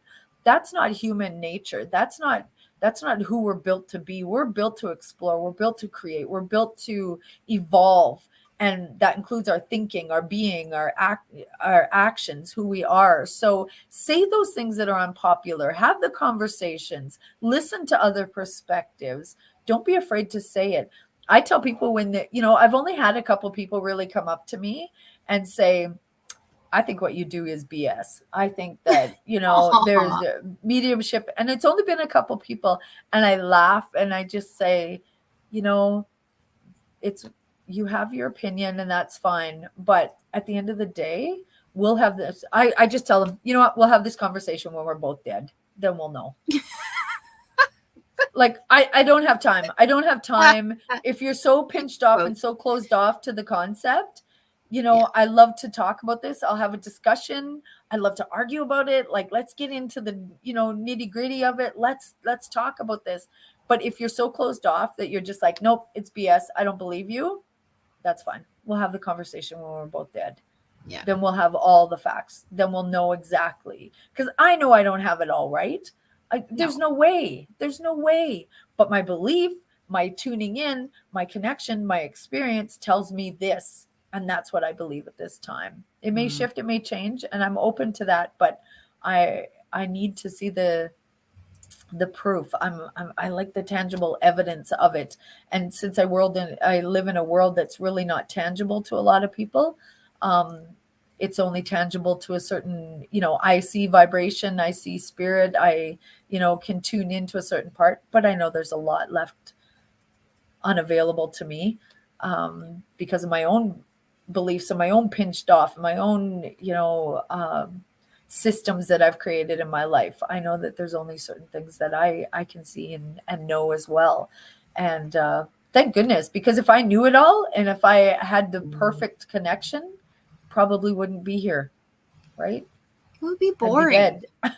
I'd be dead, because if you're perfect, you have to die and shed this human existence, this physical part of us, the humanness of us, to become pure positive energy. So I'm okay being imperfect for a while. I'm okay arguing with people. I'm okay messing things up for a while, because that means that I'm exploring and living life, and that's what it's about.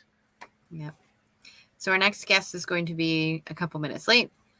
Apparently she is camping on holiday, and she's just trying to get everything together and have it work properly. So.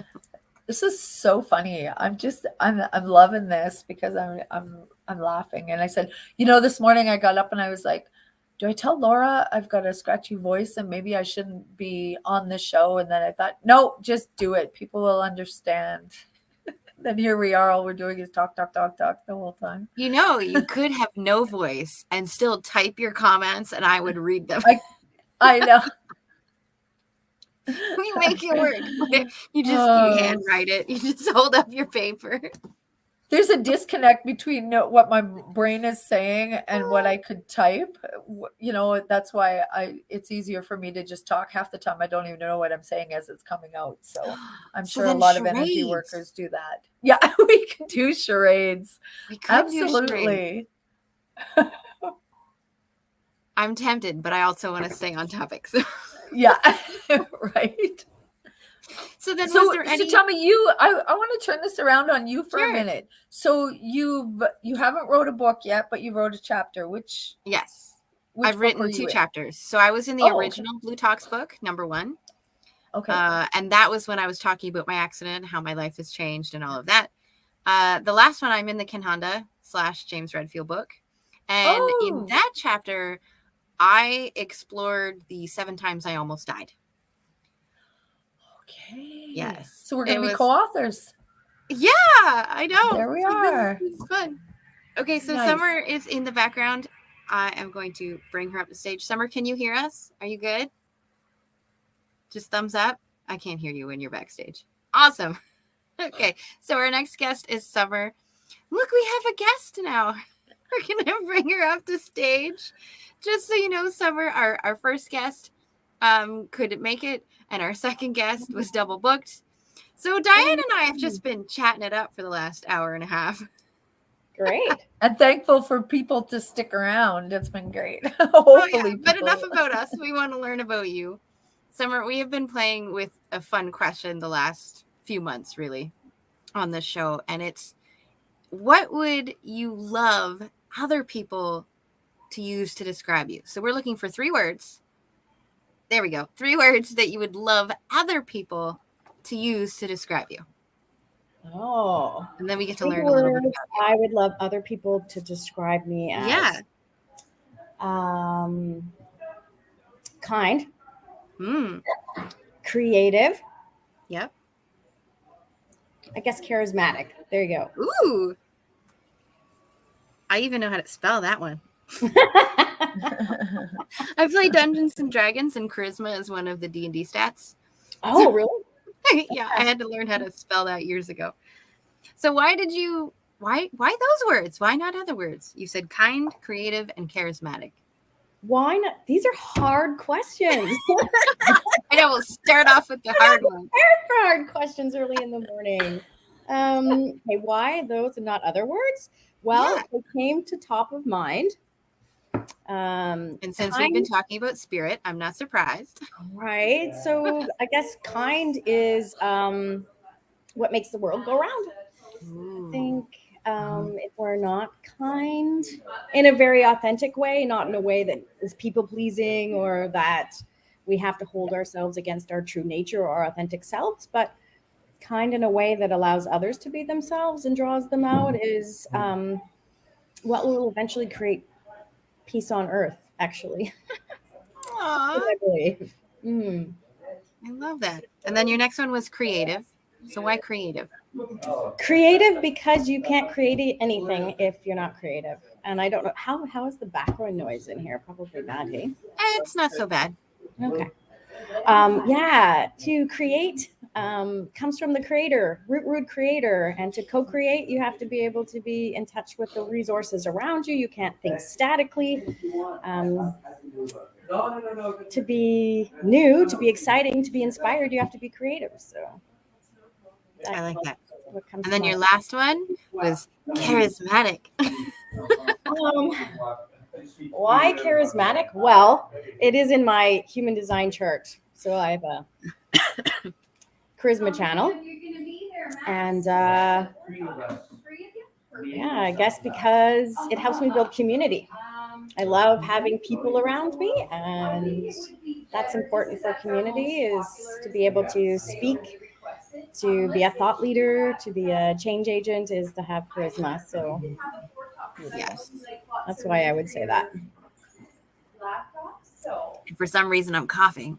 As soon as you said human design, I was like, what am I supposed to know about human design? Apparently, whatever it is you're going to share.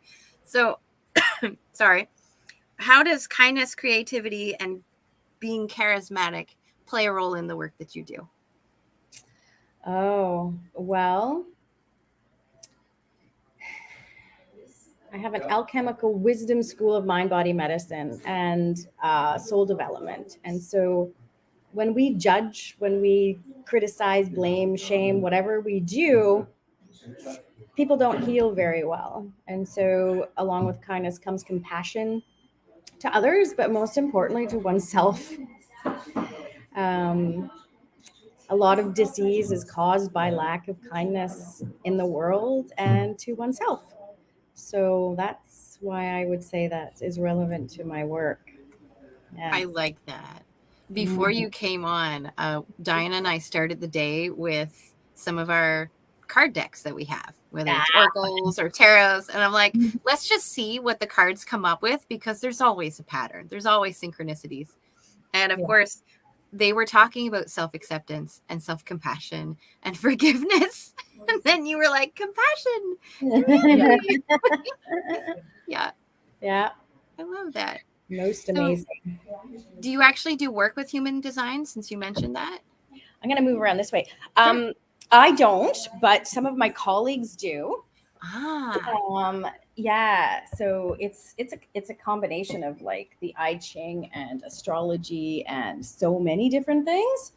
So I can tell you a lot about this stuff. This guy went on this like 8-day pilgrimage and had all these downloads, and so he integrated them into what he calls human design. Okay, now I'm having the biggest urge to just go to the airport, fly wherever is flying out in the next couple hours, and just I'm with you. I don't know. It's probably going to have to happen. When and where, I don't know. Why did you go on this pilgrimage? Or no, you said he went on the pilgrimage. He went on a pilgrimage. I've been on my own, but yeah, he went on an 8-day. I don't remember. I don't even remember his whole story, but. Well, what about yours? Why did you go on one? Why did I go on one? Well, I'm on one right now for 7 weeks, which is fun. Are you? Yeah. Okay. Went on it to challenge oneself, get into a new environment, meet new people. It's been the most amazing, powerful, gift-giving experience ever. But my first pilgrimage was really in India when I was like 24 years old. So I went there for 4 months and wow. So where in the world are you now? Oh, not very far. I'm on the island. So right in Courtney, BC, right on the ocean. Okay. Yeah. I was like, what do you mean by the island? To me, that's Yeah. No. Newfoundland, Sable Island, Pictou I'm like Island, Caribou the Island. Blue Talks community is pretty wide and getting Right, wider. all So over I'm the like, world. yeah. So, well, from Canada, because I live in Edmonton, so I'm on Vancouver Island, and the interviews in this whole span the week, which we're camping on Vancouver Island. Otherwise, we were staying in other places, and so I'm like, oh, where am I going to find a space to do this? So this is where it is. I'm assuming a coffee shop. Yeah, but it has these rooms. Cool, right? Oh, Very cute. cool.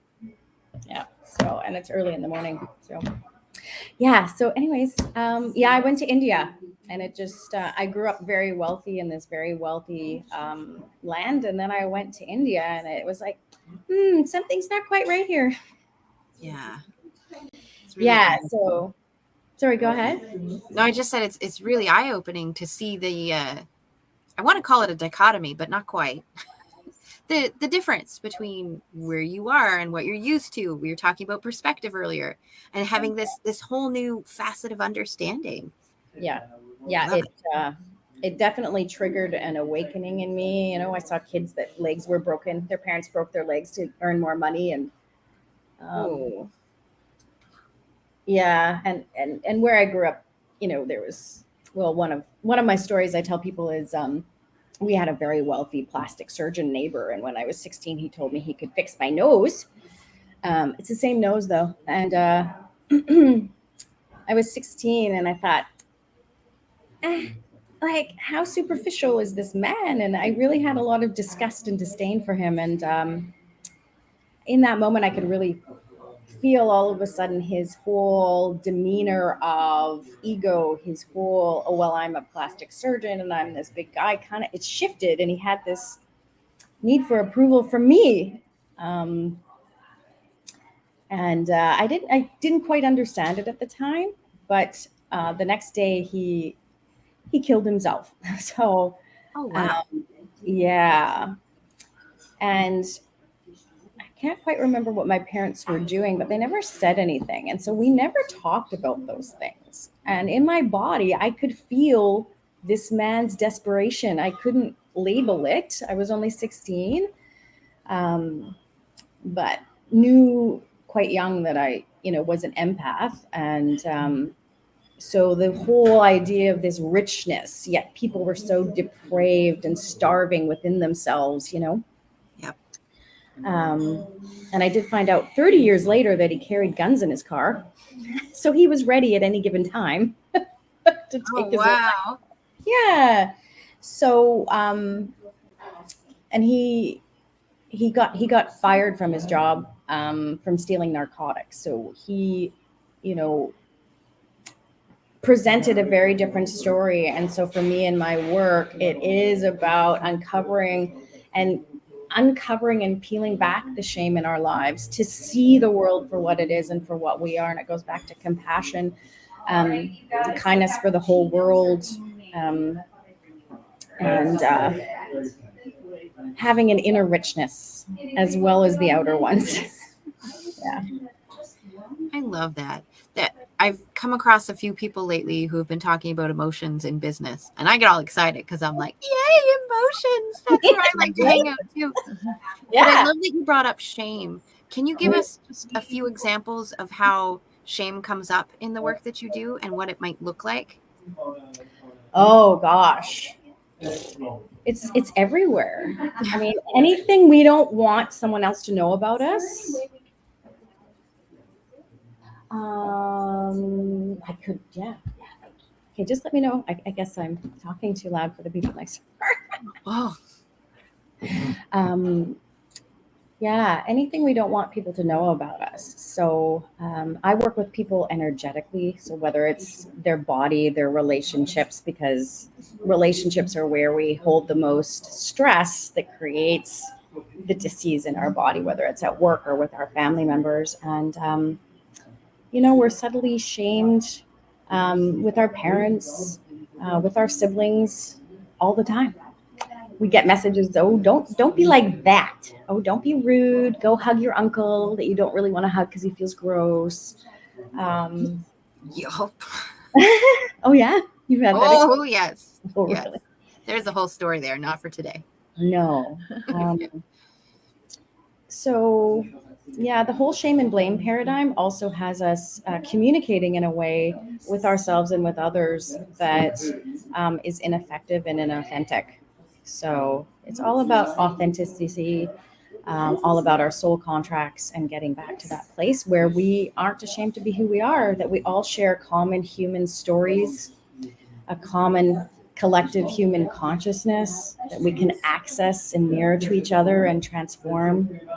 And so yeah, we can get out of that. We can clean it up. We don't need it. No. Mm-mm. I never even heard of soul contracts. Diane and I were chatting earlier about Hmm. one of the mindfulness groups that I attended.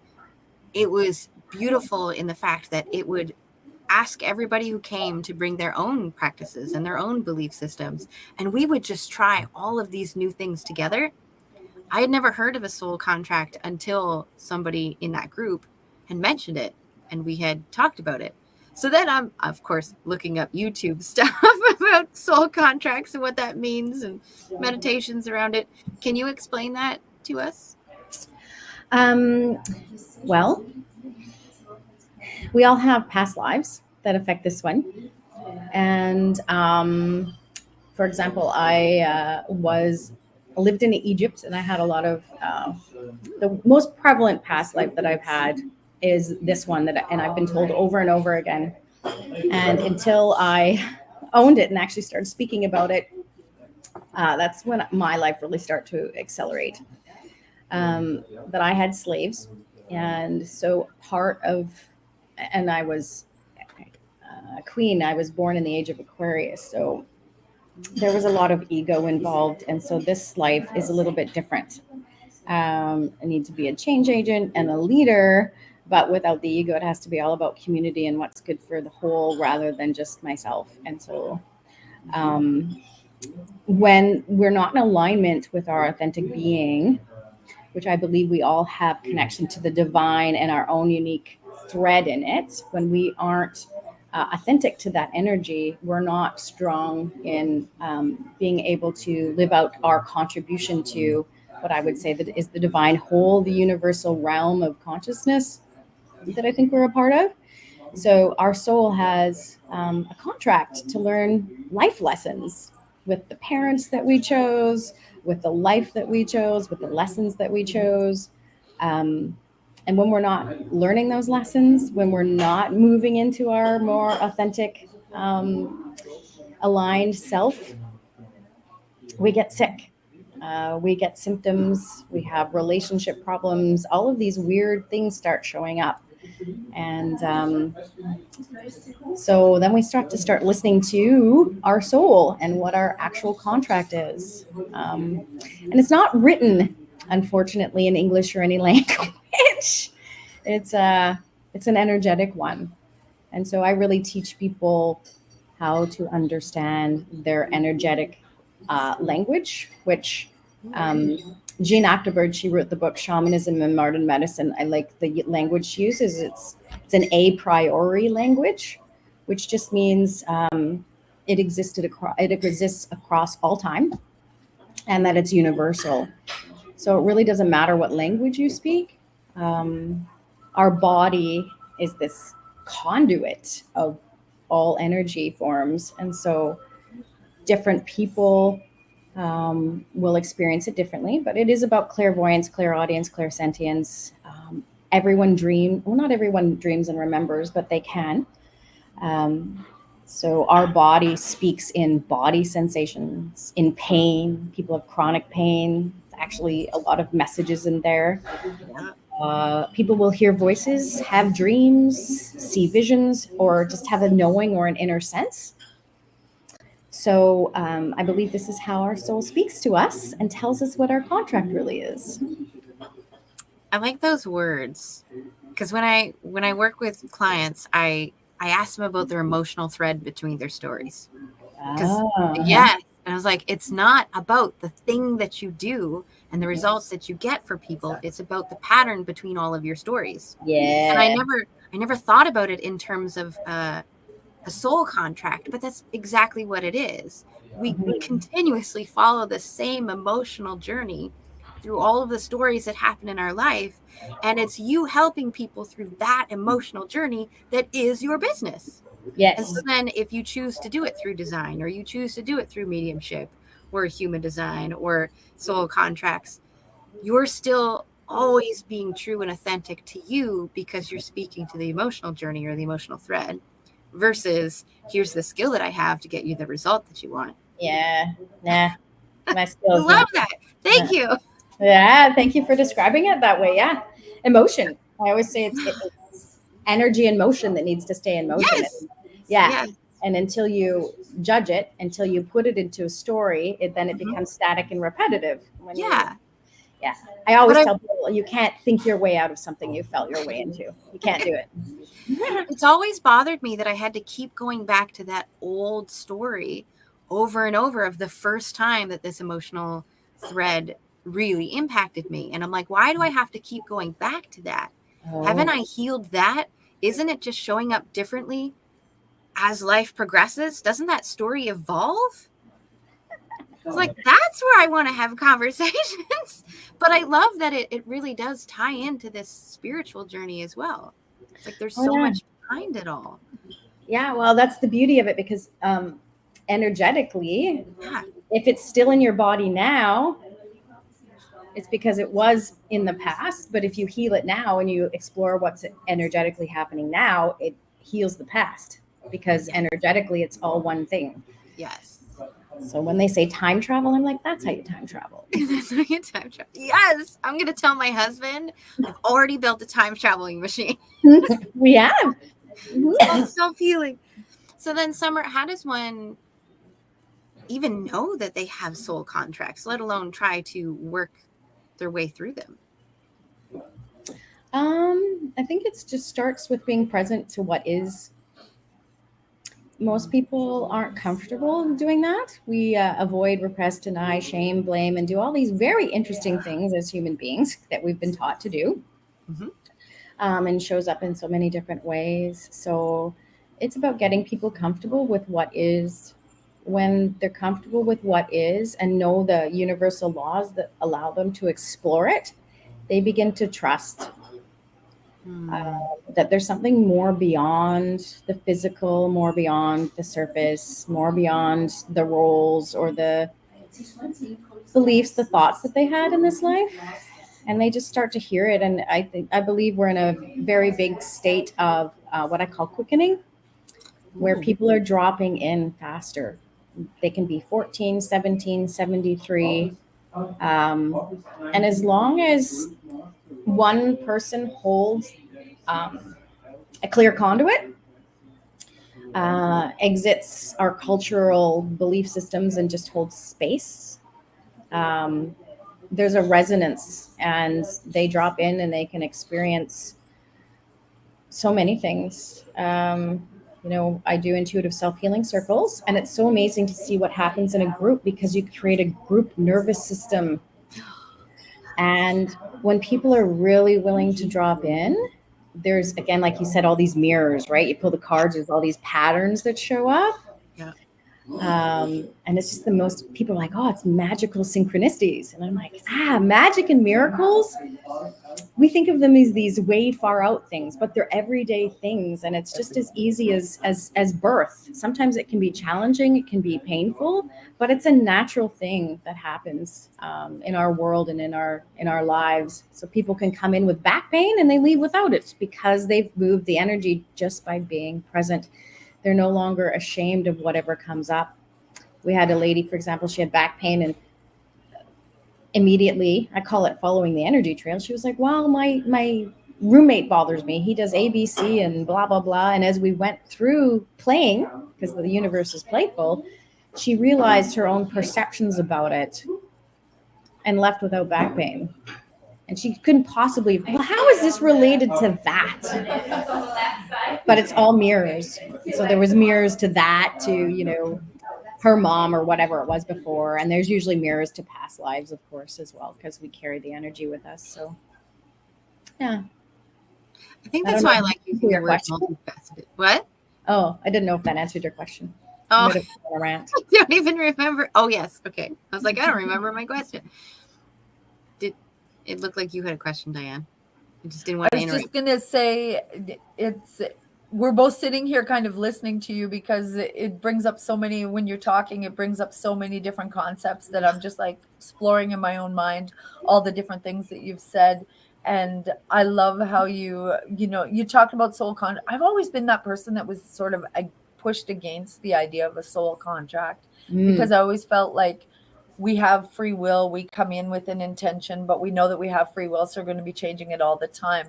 But I love the way that you sort of talk about it, because it's like we're creating our soul contract as we go, is the way I kind of believe it, right? So I do believe that we have this sort of, we're on a frequency, we're on and we create that frequency. We can shift and change it all the time.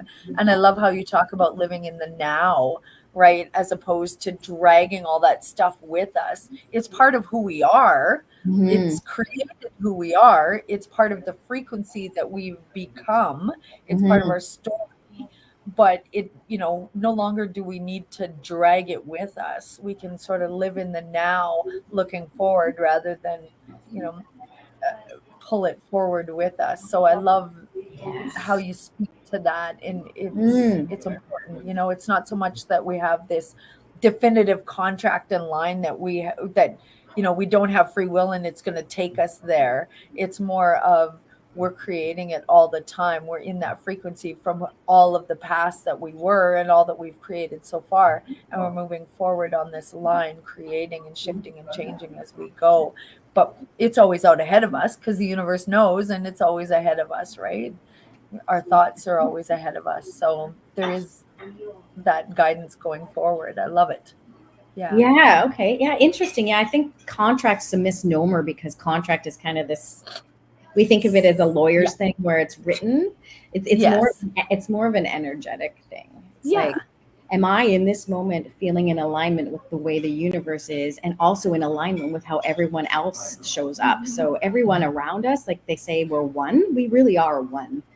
So as we change our field, it enters the whole universal field for all of us. So it's very exciting as we interact and create a nervous system that we're able to be kinder to one another. Yeah. Every time I hear the phrase "we're all one," I automatically think of Lego. And how it's all this big bin of Lego and you can create so many things from it. But we're all just Lego. It's all just the building blocks. Yeah. Fun, right? It's fun. It's actually fun. That. And so people are always worried about trauma and all of this stuff. And trauma is real. People do things. But I truly believe that it's how we think about it that actually creates the trauma. Because if we enter the energetic field of it, it moves on its own. But our thoughts often stop it from moving and create that static contract-like idea. You did this to me, back to the shame and blame thing. But I've seen over and over again in past lives that what you perceive as one person being the aggressor or the victim or whatever, the other, it just switches back and forth for people to really learn what it feels like. And our judgments about it prevent it from evolving and moving and changing frequencies, because energy is always moving. It's always changing until we prevent it from doing that. So, yeah. I thought it was interesting. One time I had heard somebody say that every cell in our body changes, dies, and we get new cells every 7 years.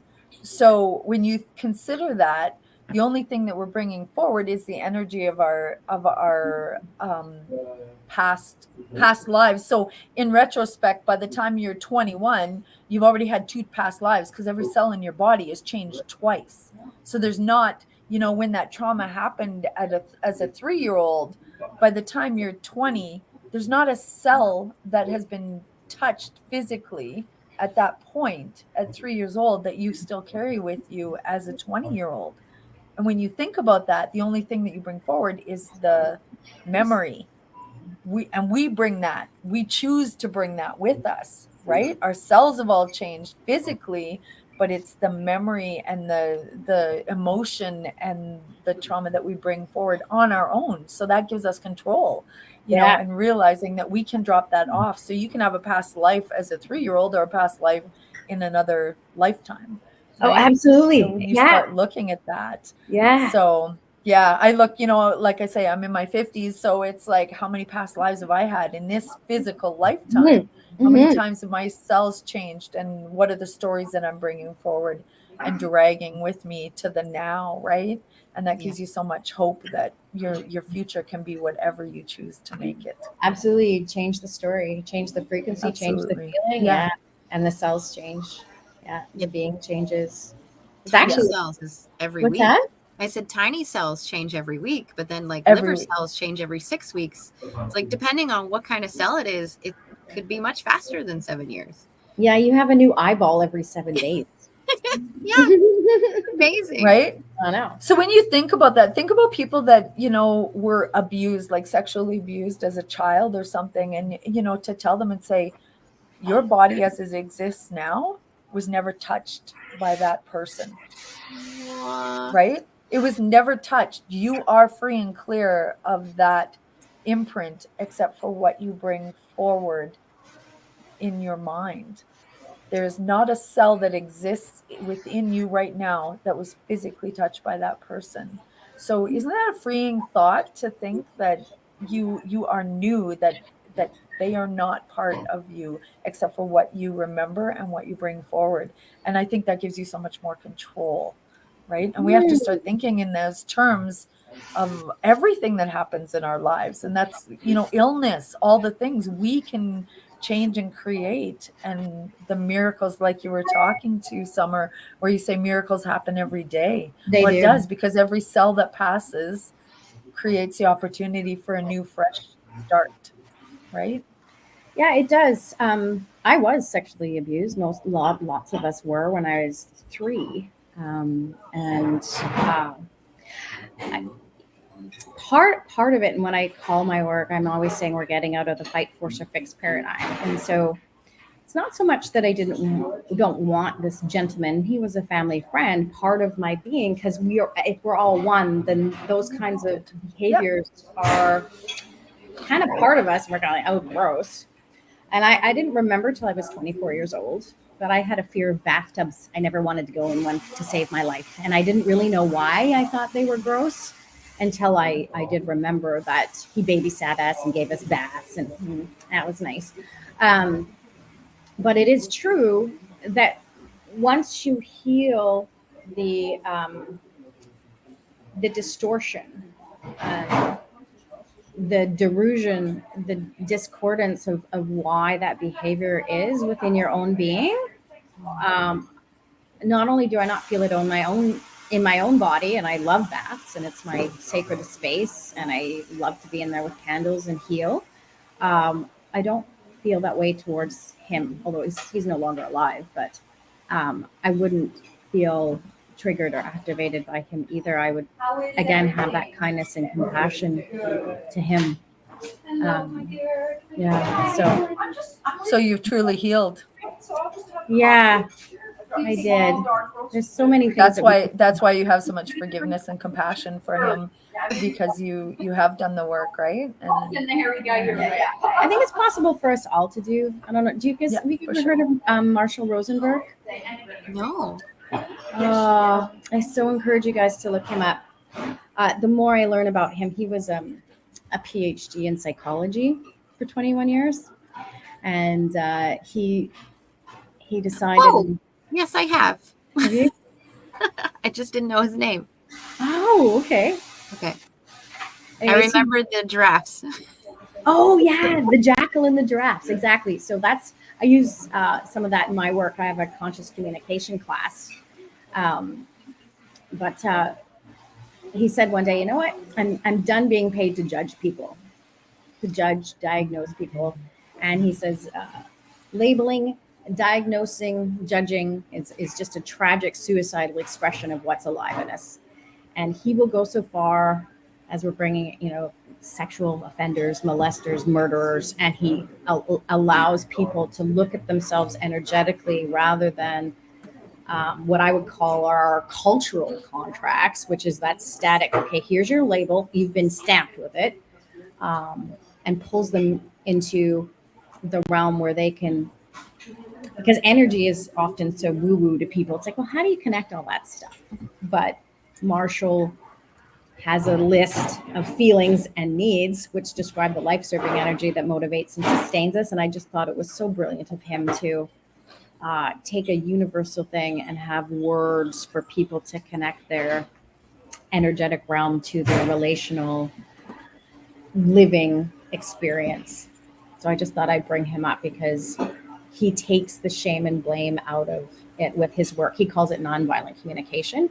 And I integrate that into what I call conscious communication as part of my work too. So Ooh, I like that. you know, and the more I do it, the more brilliant I realize he was. Yeah. So how do you share this message? Like, what are your favorite ways based on who you are as a person that you enjoy sharing your message? Do you like to speak? Are you a writer? Do you podcast? What? Well, Lori, I've been terrified. Oh But yeah, no, so it'll be more and more speaking. So Okay. that's what we'll do in August. And actually, I'm launching my YouTube channel and really seriously getting into more video so I can share it all there. So, yeah, officially launching that in the next. I've got a few followers, but I'm gonna get serious with it. So you said that you're afraid of speaking? Is that it? In public, I'm a great speaker. On Okay. stage, I've been nervous and also just yeah. Okay. One of those you know, Marion Williamson sings, hide your light under a whatever and not speak. But as my soul contract goes, it goes like, yeah, you got to start doing it, or you just have to start doing it, Summer. Get off and get going. Yeah. Yeah. I mean, then there's always the questions of what is it about a stage versus Facebook Live or I don't do any of those things. But So you're I on did a whole StreamYard. business program. I Yeah. did a whole business program where they're like, okay, let's do a 30-day video challenge. And I'm like, no fucking way. I just couldn't get myself to do it. Too much of a perfectionist. And so those are the things I'm getting over, and editing and re-editing and, oh, my hair is out of place. Like just silly things, right? So Yes. yeah. Dumb. I know that as a kid, it was the same for me, but perfectionism was a protection. So if I was perfect, then my parents wouldn't fight. Right? And if they didn't fight, then I could have a happy family with a roof over my head. Yeah. And parents to be there and cook me food and like that kind of stuff. Yeah. So that's my story. I know it's not everybody's story, but I'm just mindful of that kind of stuff. It's like, am I trying to be perfect while doing my Facebook Lives? And at first, I definitely was. But then I'm like, well, if I imagine that old version of me, and Summer, I'm going to ask you to imagine that old version of you who just felt crap before she learned all the stuff that you know today. What would they need to hear in that moment? Do they need the perfectionism or do they need the support? Mm-hmm. Do they need somebody to just show up? Or do they need somebody to have all of the answers perfectly aligned every step of the way? And for me, the answer was, I just need somebody to pay attention to me and listen. Mm-hmm. And then it was, I just need somebody to help me with like this little piece of it. I didn't want perfection. I just wanted support and compassion. Yeah. And so now my job is not to be perfect. My job is to support that version of me, and I don't care who else. And don't you find people are more relatable when they're not perfect, right? Exactly. We all watch lives, we all watch YouTube, we all watch, Facebook, TikTok, all these things. And aren't the ones that people are drawn to the most or sharing or, are the ones where people are imperfect, where they're making mistakes, where they're showing their authentic human persona, the person that they are. Those are the ones that we all love. So once you start realizing that, you go, oh yeah, I'm good. you know, I can do this and show up however you show up. I have Lisa Williams is a medium, and I love her, and I've worked with her a couple times, and she'll be on, you know, doing a live and putting on her makeup and everything. And she's got all these followers, you know, and she's like, some days she's just perfectly made up and beautiful. Another day she's got her hair up and she's putting on her makeup, or, you know, she's not wearing any and she's out in the worst light and she's talking. And I'm just like, you're amazing, you know, and she has these great lives. And I'm like, that is lovely. It's lovely to watch. It's amazing. And it just makes you feel like you're more connected, because it's like, she's not all polished and perfect. Yeah. I love it. Yeah. It's good to watch. You get over yourself then, right? You just go, yeah, pretty much. Yeah. Over it already. I think you look amazing, and the wall behind you, it looks very professional. You're all bright, and yeah, you look amazing. Oh yeah, see, there's my stick. I'm like, the light here is too bright. I should have brought my computer. Anyway, whatever. And I also didn't know technology very much, so it's about getting over those pieces too. But yeah, right. Yeah. Right now, I have my ring light hanging from a back scratcher, hanging from shower curtain hooks, hanging from a screw hook that I put in the ceiling of this sunroom. And then my internet cord is like taped to the door frame. Oh, and to the platform. It's a big mess, but I'm making it work.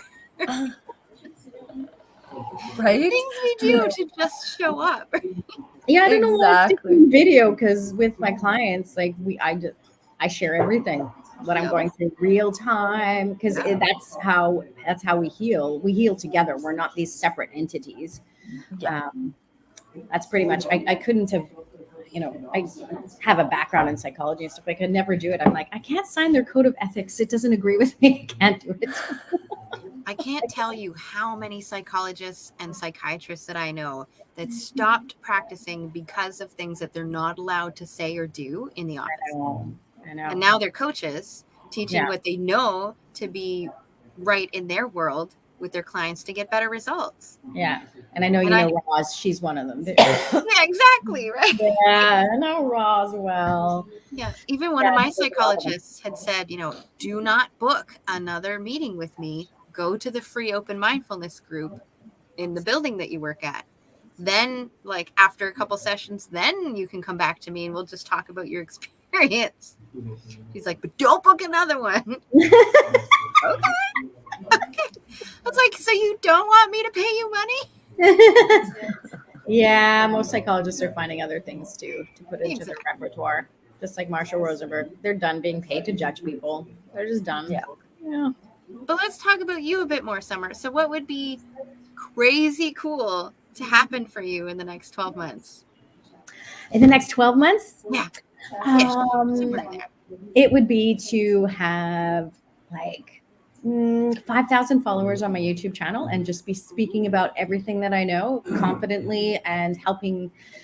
How many people? I'd like to, get up there, tens and thousands of people who really understand the energetic law and start to implement it in their lives in a way that I know is true.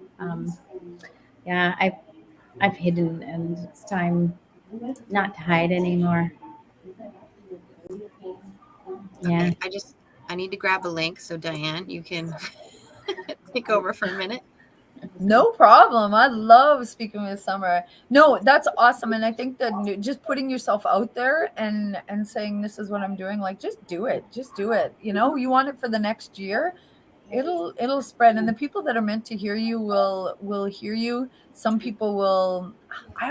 I love when people listen and contemplate and have conversations because of what you've said. It's so magical. I think when that happens, it's like you talking, how many people have we name dropped today, or different people that we've talked about, that have made some sort of impact in our world. So we need more and more people out there doing that, just impacting the world, saying what they believe, putting it out there, having the conversations so that people can make up their own minds and Create new do their stories. own thing, create new stories, Exactly. evolve as this Evolve, yeah. whole unified, like you say, we're all collective consciousness, right? We're all part of the same universe. We are the same universe, so we can move together. So yeah, we have to evolve. What is it? Abraham Hicks, one of my favorite authors, she, you know, always talks about we are the leading edge. We Yes. are the ones that are creating thought moving forward.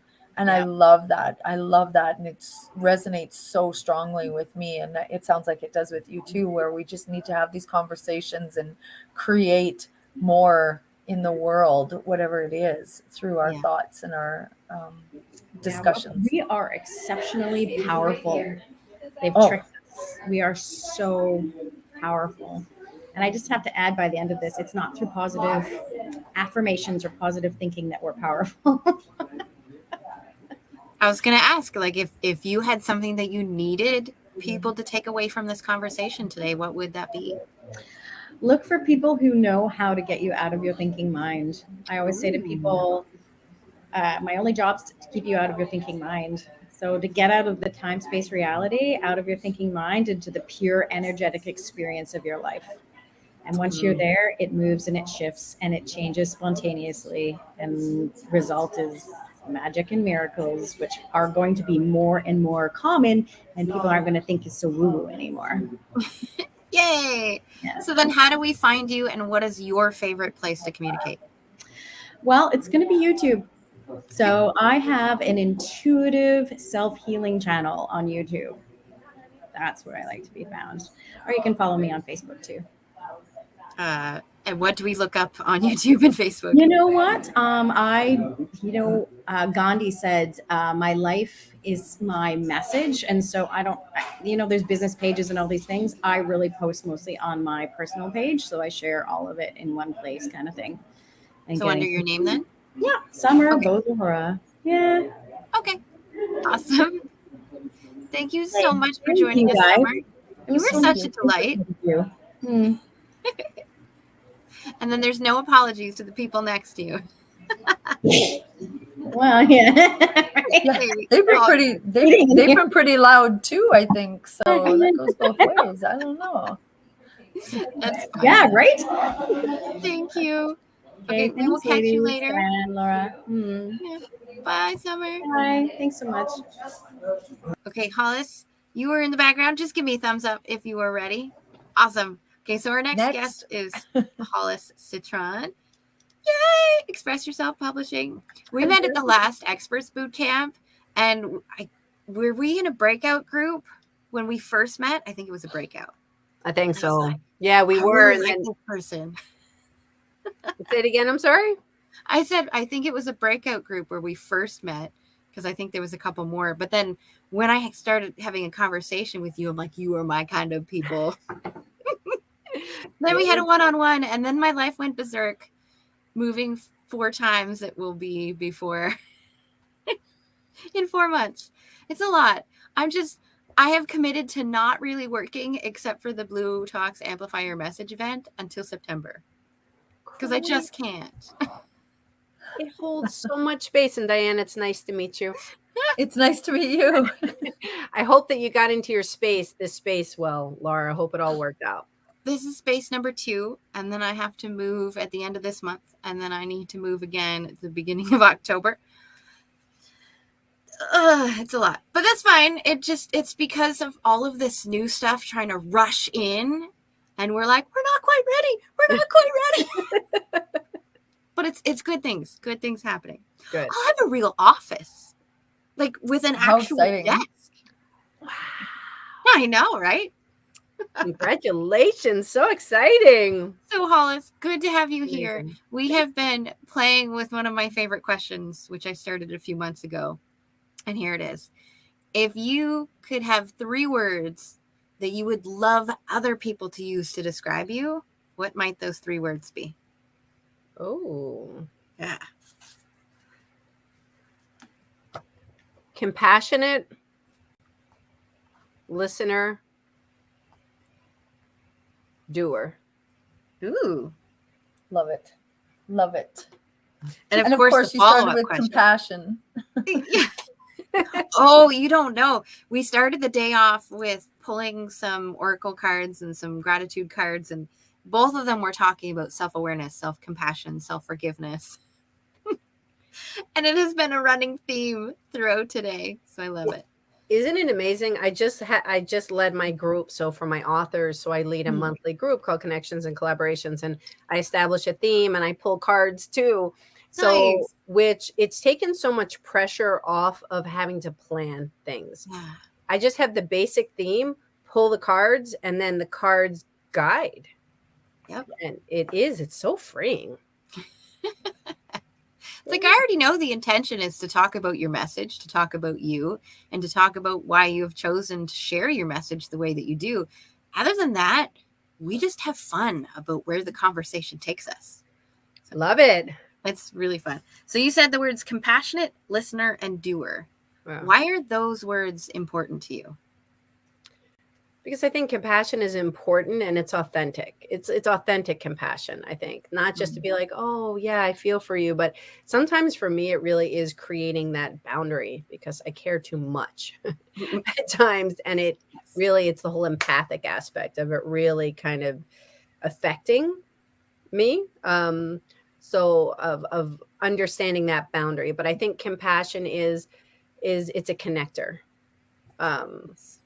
And then I think a listener is like truly listening. It's being present. It's not just being there for yourself. It's being there to, again, I guess that word connection, to create connection. And that you're listening, you care about what that person's saying. You're not looking around the room and seeing who else you can talk to.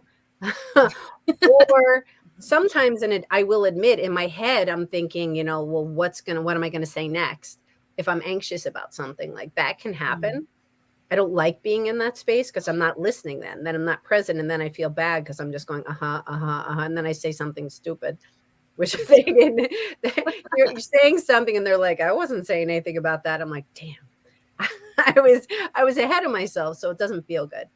And a doer is taking action, of not sitting there and just thinking about it and saying one day, and certain things need to be planned out. But I believe in taking the steps and figuring it out, because it's not going to be perfect, because we're going to make mistakes. We screw up, but it's owning that. And it's just being like, okay, I'm figuring this out, but I'm taking the steps to whatever that goal is. And I'm learning. I love that. Now, I haven't explained why I like to ask this question before, and I felt inspired to do so.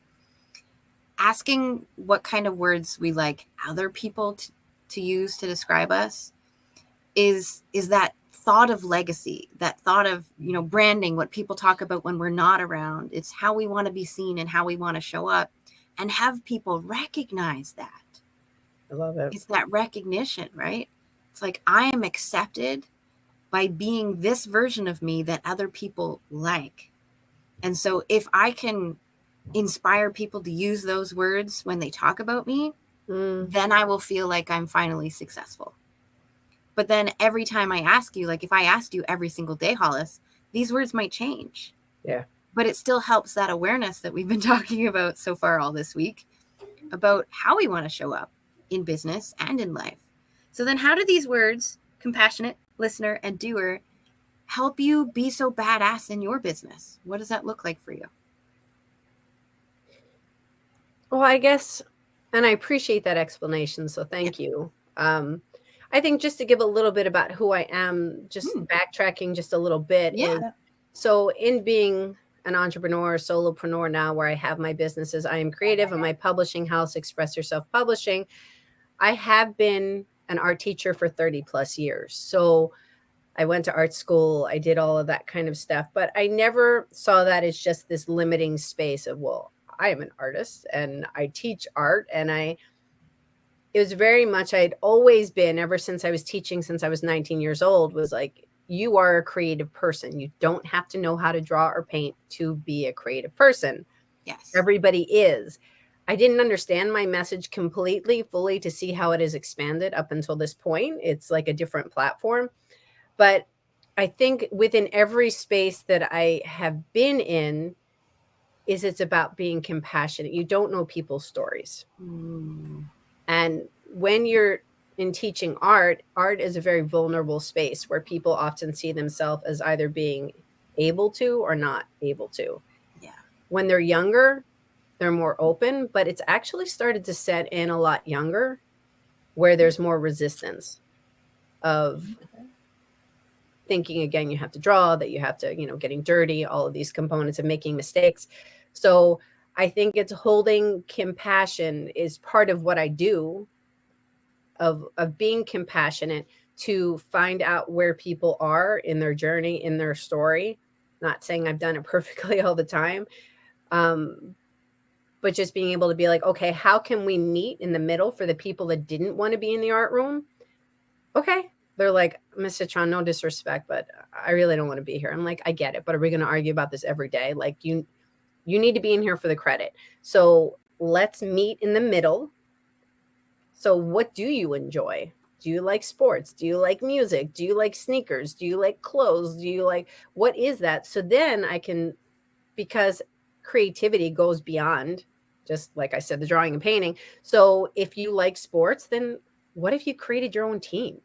What would you call it? What would the uniforms look like? Blah, blah, blah, blah. So it's that compassion of, and once people are like, oh, I didn't know that that was a possibility, then we're speaking a different language, and then we can kind of like move past. So it's holding that compassionate space, again, with boundaries, but then I think it's tied in with listening, because you're listening to the room, you're listening to the individuals. If a whole bunch of people are saying, I don't want to do this, then what am I fighting against? Like, what am I trying to convince, like, most of the class that's like, I don't want to do this? Well, then why don't they want to do this? Is it because they're scared they're going to mess up?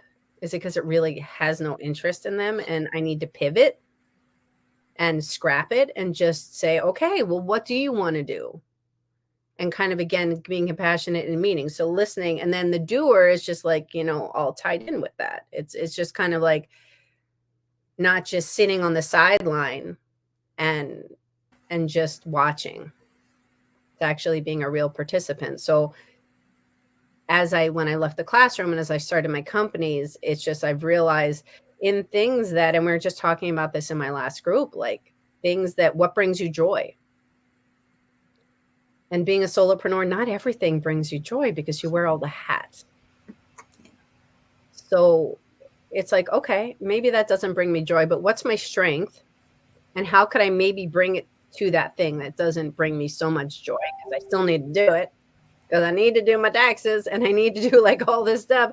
And maybe I'm not mathematical or like that kind of thing, but I'm listening to myself. And maybe if it's like, okay, I just need to listen to music while I'm doing this because that'll make me feel good. I have and then I go out for ice cream or whatever it is. But it's just, I don't know if what I said just makes sense, but it does make sense. I laughed in the middle of you talking because it just reminded me of what my daughter said. As I have a little spider on my computer, we call all spiders Bob. He's like right by my camera. They're adorable. That's fine. He's distracting, but I love him. So my daughter was saying how she was bored and she didn't know what to do because her phone died. There's always that conversation with kids. But my husband was like, well, why didn't you just watch Netflix on your laptop? Because your laptop and my laptop are connected.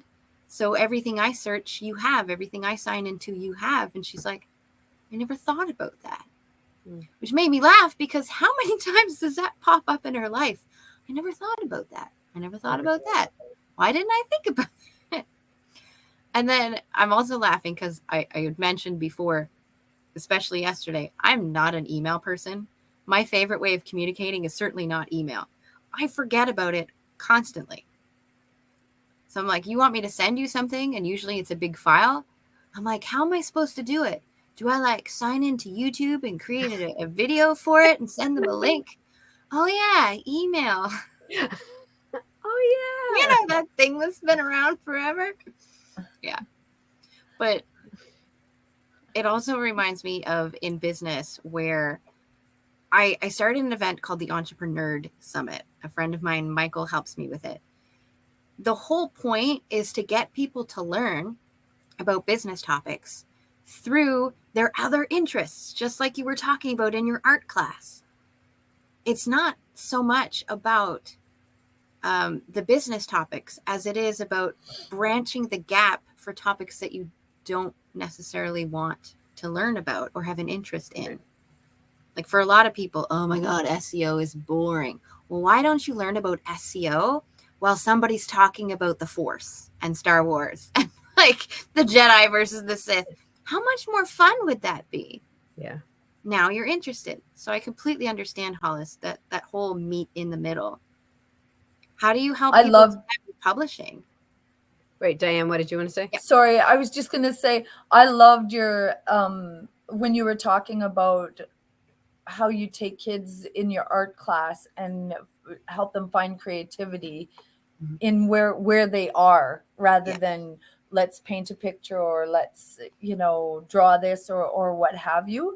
I love that, because I think that everybody has creativity, that we create our reality, right? It's part of who we are as humans. So I love that you said that you take kids and you find a way to show them how they can be creative in their lives without changing them or pushing them somewhere that they don't want to go. You're taking what they already are, what they already interested in, and saying, okay, let's show you how you can be creative in that arena. I loved that part of when you were talking about it. Thank you. I was really intrigued by that, and I thought, what a great way to, I wish all teachers pivoted like that a little bit more, right? I remember my art class, it was very structured and scheduled when and I was an art kid. I paint, I draw, so for me it worked. But I know there was other kids in the class that were like, when's lunch? I'm done. Like they, draw.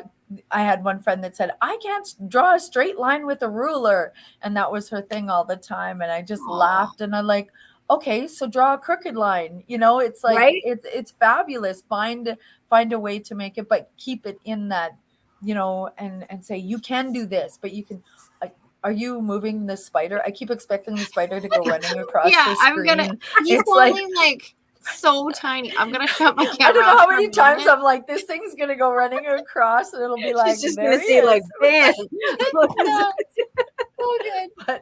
But no, I did appreciate that, and I was listening to that part of it really intently, because I thought that I love that, and I loved how we can use that in so many aspects of our life. It's like, okay, well, let's pivot. Let's look at outside of the scope of what we're supposed to be doing and find how it relates to you and your world. And that was really good. That was the takeaway that I'm going to think a little bit more about, because I really like that. And I think we do that anyway, right? With our kids, we tend to move them. I know, as a mom of little boys, I come from a world of being a girl, and then had these little boys that were all about trucks and cars and things. And I had to pivot and go, okay, how do I work with them in their little world when they were small? And now I just became a grandma. So I have this new little boy to play with and pivot, but I'm looking at it from a totally different perspective now. And being able to, watch this new little life in our lives come alive, and I'm so excited about being able to share in different ways. So the perspectives that we have and how we can maneuver in our worlds and create within the creation that is us. I love it. I love that topic. So I appreciate what you just said, and kind of like going off of that, it's we're at these points in our life, whatever points we are in our life is where we're kind of at. So admittedly, like in the classroom, there'd be frustration. So at times, so when there'd be like resistance, at times I'd be kind of like, I don't understand, because I wasn't listening. So it's like in the resistance, it's kind of like, then it just creates more butting of heads. And then when you're talking about kids, like our kids are 20 and 23. And it's kind of like when our daughter was younger, she was always the louder of the ones. And she, in a good way, not always, but she would say to me, like, a topic would come up. And this is another aspect of something that I'm creating called, it wasn't in the manual, The Art of Parenting Your Own Way. She would say something and I would kind of be like, I don't know how to respond to that. Or I don't. And she's like, would you rather me tell you or not tell you? Which would you rather? And I'm like, oh my God, who is the parent? Like these kind of like roles of, you're offering me like an ultimatum. She's like, I'm just saying, would you rather me tell you this, which is an uncomfortable something? Or do you not want me? Like, can I get a fake ID? I'm like, I don't know. Like, why would you? Isn't that against the law? And she's just like, Mom, do you want me to talk to you about it? Or do you want me to just go and get it? Because I'm paying for it on my own anyway. I'm like, God, I don't know. So it's just these things where for me, it's like a constant, it's like, well, what am I going to do? And then she'll say, well, the more you say no, I'm just going to do it anyway. I'm doing it. Doesn't that really show you how much we have changed as a society that parents are saying things like that? That reminds me of my son who's 32. One night I get a text and he's like, Mom, and LOL, I'm being whipped by a dominatrix. And I was like, what? And I showed the text to my husband. I'm like, am I reading this right? And then I'm in my brain, I'm thinking, why would he share this with me? What is so wrong?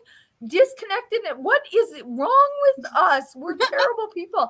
So then I'm like, I need some more explanation. Well, he was at it was like a sex trade fair thing. So it was public, right? Yes. Right? I'd never even heard of him. But yeah, it was you need to go. You need to go. Yeah, it was this big event that he's at, and he takes his picture. But I went through all these emotions, and I'm thinking, sometimes a mom doesn't need to know everything. Like, what am I supposed to do with this? And here's my husband going, good on him, awesome. Like, he's all excited, and I'm just like, where did I fail? I went, something's wrong. I don't know how to, and it wasn't. Part of me was so thrilled that he was so comfortable having this conversation with me and knew it would, do this to me. So that's why he did it. Not because he wanted to share the experience with his mom, but because he knew it would send me on this, oh my God, what's happening? He did it because he knew of the reaction it would have. So it was hilarious, but in the same respect. So I was happy that he was able to do it, but a little bit taken back going, wow, maybe we don't need to know every single thing our kids are doing. Why do we need to know this? So that just reminded me of that. And thank you for bringing that up, because it was hilarious. And, now I get to share that and go, wow, our kids. But would you have ever done that with your parents? I wouldn't have, coming from the generation I came from. Although now my mom is very open and we've told her the story and she loves it. But back then, there's no way. We didn't tell our parents what we were doing half the time. We didn't have to. It wasn't out on Facebook, right? I think that's the thing. People are so used to sharing everything now too, right? They're so open to just sharing because it's all out there. But yeah, what a perspective. I love that.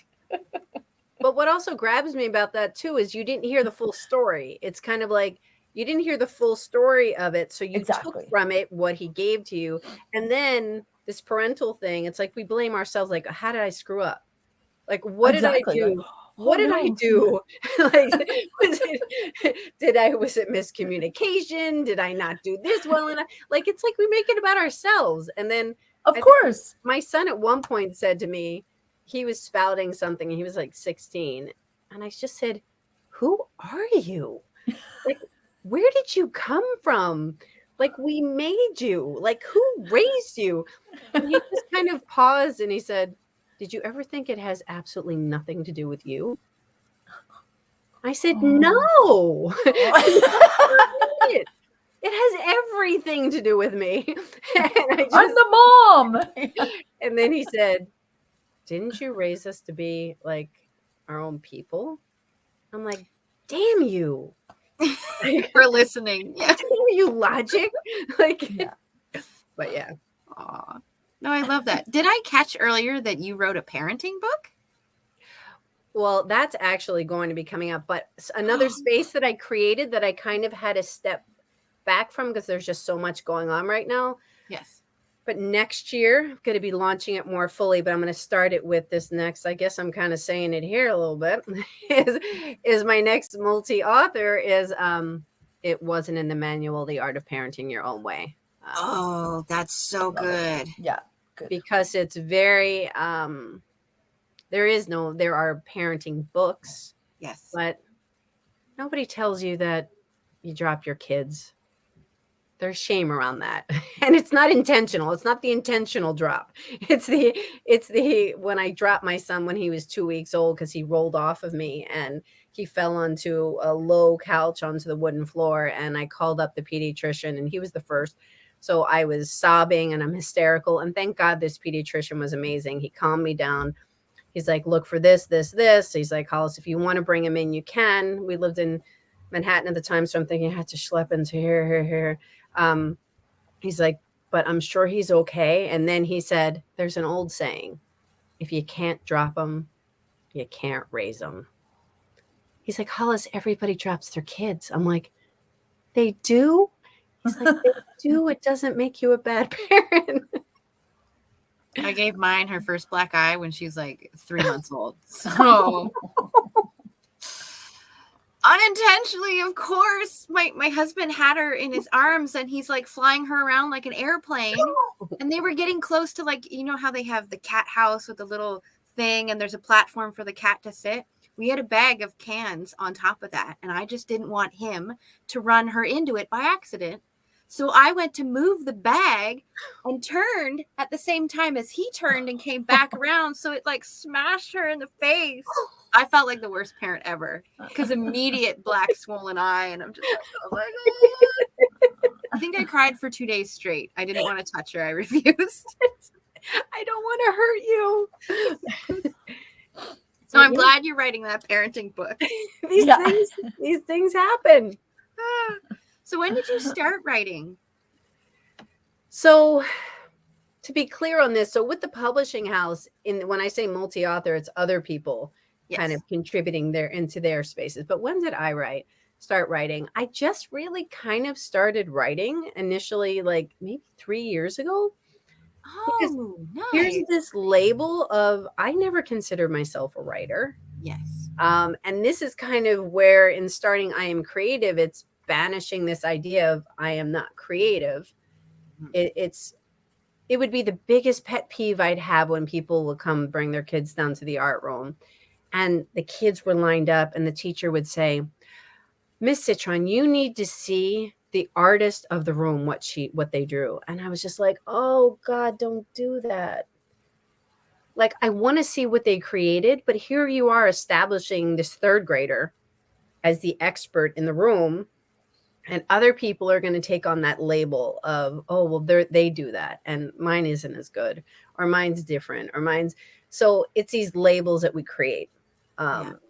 So, and then when I kind of created my publishing house 2.5 years ago, it's this idea of you don't have to be a writer to be in a multi-author book or to create your solo book. And that doesn't mean, am I allowed to curse here?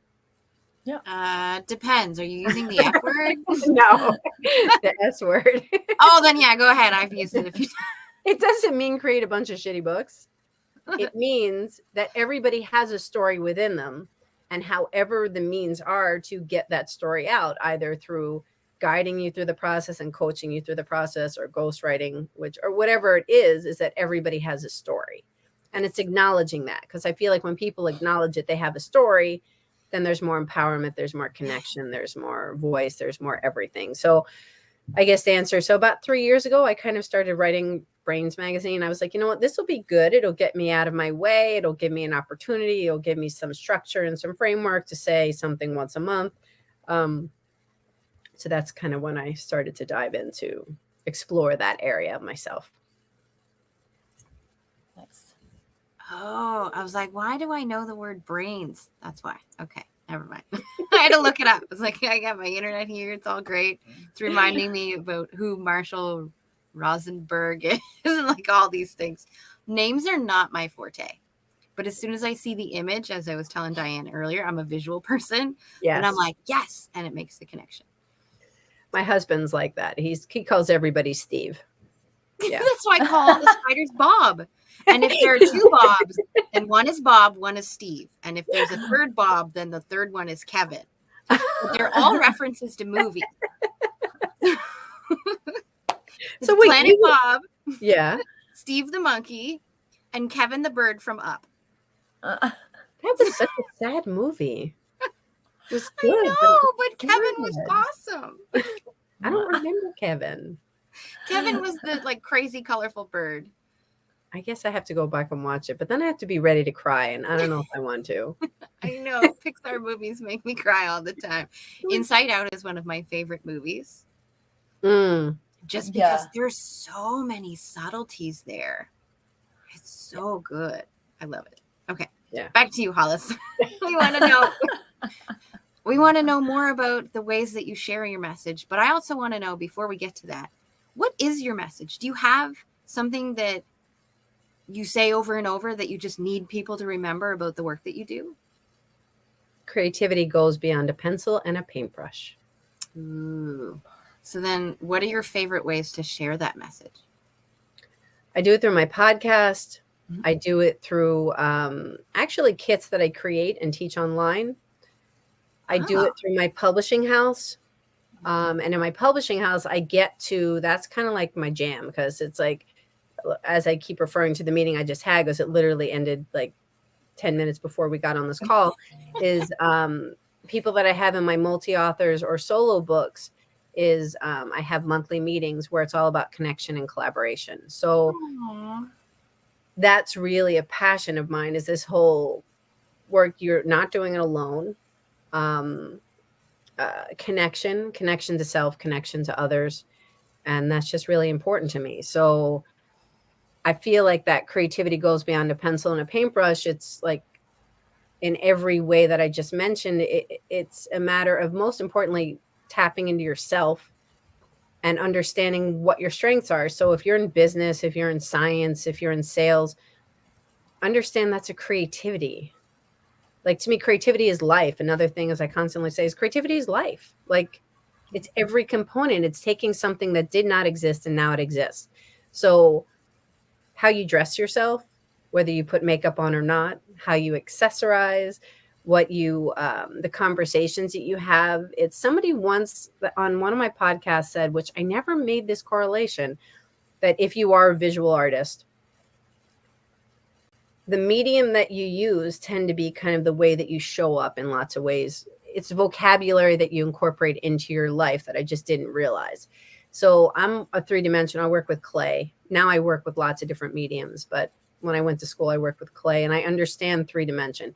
So when I say things, I'm like, well, salespeople are sculpting their words. They're shaping their words. It's, if you're a good salesperson, you know how to sculpt and shape and put words together. You know how to listen.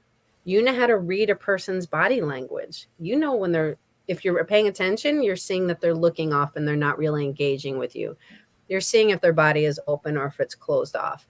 You're seeing if they have their hands in their pockets, which is a non-trustworthy kind of thing, or if their hands are out on the table or where they are. So that's just, it's in every aspect of who you are.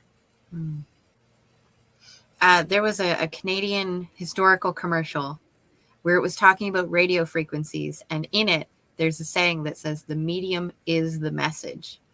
And I'm like, yeah, whether that is in art or whether that is your skill set or whether that is something else like a radio, it's not necessarily what we say or the end piece that we create, but it's how we have chosen to transmit or transmute, in some cases, information to each other. I think it was during the last Blue Talks event where we had mentioned exactly that same thing, where whatever your background was, my background is in architecture, I tend to use that language to describe life. And you were saying that about the sculptor with sales conversations, using that language to describe something new. And then if we take that and bring it back to what you were saying before about the art being the bridge to things that they love, or things that they love being the bridge to art, it's the same thing over again. It's the pattern again of what is it that I already know to help me learn something that I don't know. Yeah, it is Yeah. a bridge. I love that. I love that visual of the bridge. Yeah. Or building the bridge, or sometimes breaking the bridge. Like I was working with somebody who held a belief, and I don't know about you or everybody listening, where you hold on to this belief of something that happened, in your childhood, or maybe it wasn't in your childhood. Maybe it was, as an adult, where they said you weren't good at something. So this particular person, she was in second grade. So she's 7, 8, came from another country, didn't speak English well. They were doing an art project and they had to do a bug. And she created something in her terms, and the teacher laughed at her. And because the teacher laughed at her, that gave permission for the rest of the class to do that. Yeah. So here she is in her 40s. And as we were working together, that came up and it was a wound. So she was really emotional about it. So you made me think of it, because then it was like, okay, here's the bridge to connect it. I said, are you comfortable if we recreate that? How about if we recreate that bug and we do it in the medium that you want to create it in? And she was like, oh, that's fun. So it's like, what kind of bug do you want to create? So she said what she wanted to create. What medium do you want to use? She said clay, but it was during COVID and we weren't together at the time. So it was like, well, here, Model Magic. Model Magic is an air dry clay, kind of, clayish. So we recreated it, painted it. And she was like, that was so much freedom. So it was building a bridge to I don't want to say fix it, but to release that. Yeah. It was really powerful. It's those little things that hold so much power, and you just don't realize that they have such a stronghold on you. Yeah. I love this visual of when I talk about mindset, there's these walls that we have in our mind sometimes, which is common general conversation. And I'm like, what if we tore down that wall and used those bricks or those blocks Architecture. to build a bridge to somebody else? And they're doing the same thing, right? You can't necessarily build a bridge out to another island, because I picture everybody on different islands in my head. You can't just jump. I mean, there's nothing there. So then you have to build a bridge. And if you ask the other person on the other side to tear down their walls and build a bridge from their side, you've collaborated and worked together. And now you have this bridge that won't go away. It's there for everyone to use if they come into your space. I'm like, how magical is that? Now you're not even wasting. And I come from the architecture sustainability world too. So I'm like, yay, we're being green at the same time. It's beautiful. It's beautiful. But there's the terminology again. Like, it's the way that we feel comfortable expressing. You're talking in architectural terms, but making it so everybody can relate. It's relatable. You're not speaking in a way that people don't get. You're putting it within the circumstance that people can understand and they can visualize. So you're not talking over anybody's head. You're just using comfortable language for you. Exactly. It's like, that's what I'm already familiar with. And so I don't have to understand new words. I have a deep understanding of these words, so I can use them in a way where I'm very clear about my intention. And I know you can speak to this, Hollis, about how clarity really does change the message. Yes. Yeah. Yes. I can watch your eye. Speak more about that then. Has there been a time where people haven't really been clear, and so it kind of brings down the piece? What do you tell them in that moment? I mean, I thought of it within my terms. Yes. It's like when I'm not clear, when I'm kind of like, oh, well, is it this or is it that?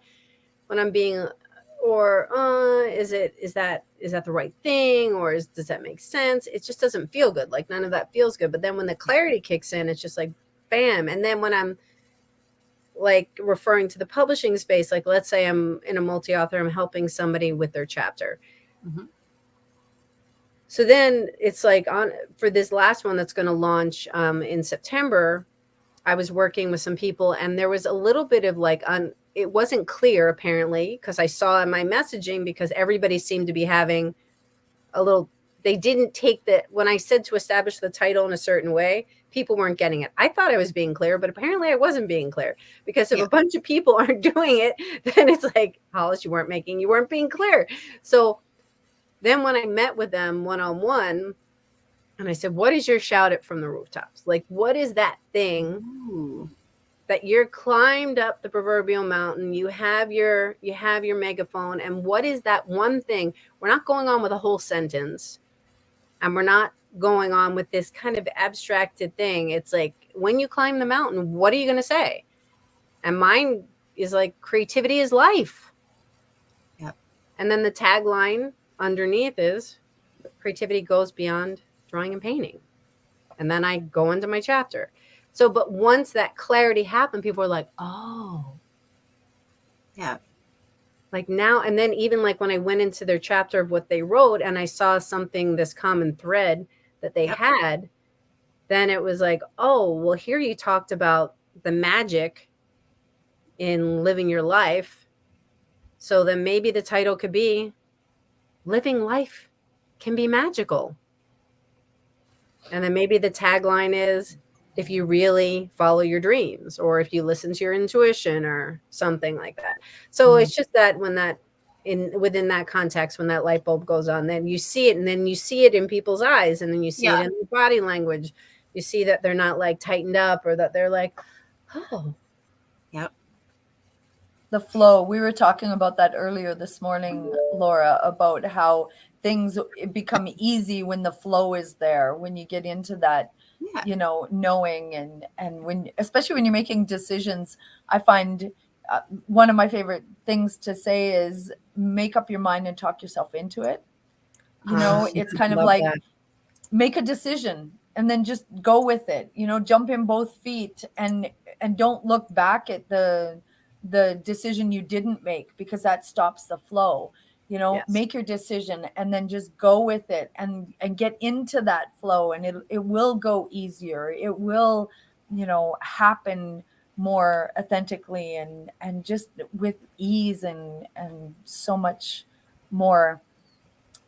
And it becomes more fun, I think, when you get into that flow. It's like when you listen to an artist, almost every artist, right? Whether it's music, writing, whatever you're doing, sports, whatever, they talk about getting into the flow. I was in the flow. And when I was in the flow, I just went. When I wrote my book, it was like I was in the flow, and it just went, and it seemed effortless. And I think that's get to that point where it becomes easy and effortless. And that's the flow you want to be in. And you can have so much happen in that space, rather than just struggling through it all the time. Yeah. Ooh, okay. See, now I want to ask Hollis, not necessarily what your favorite song is, because we were talking about music and how music it can be a wonderful expression of who you are. But what is some song that is meaningful to you, that helps describe you? So I left the classroom about 5 years ago. Okay. Called my FU51s. So that's when so I listened every day going to work. I listened to Pink, Whatever You Want. Yeah. Whatever You Want. That was my cheer song. Whatever You Want, going to work. And it would be that, and then Peter Gabriel, Growing Up. That was kind of like my playlist. And for those two songs, that'd be like, and then whatever else kind of came up in there. And then Coming Home, I don't remember what I maybe listened to. Whatever You Want again. It just kind of became like a little mantra in my head, because for that last year, I kind of needed to pull myself through. And that was my song. Yeah. I love that. I'm going to have to listen to the Pink song after this. Pink is so powerful. She's amazing. She just her whole persona is just like, you just want to be her friend, don't you find? Like, it's just like, let's have This a is me, take it or leave conversation. it. Yeah. Yeah, I just want to have a conversation with you. I want to pick your brain. I want to, yeah. She comes off very genuine. She comes off very like real with all of this attention. And yeah. I mean, I admire her. Want to go to one of her concerts for sure. Have you been to one of her concerts, Diane?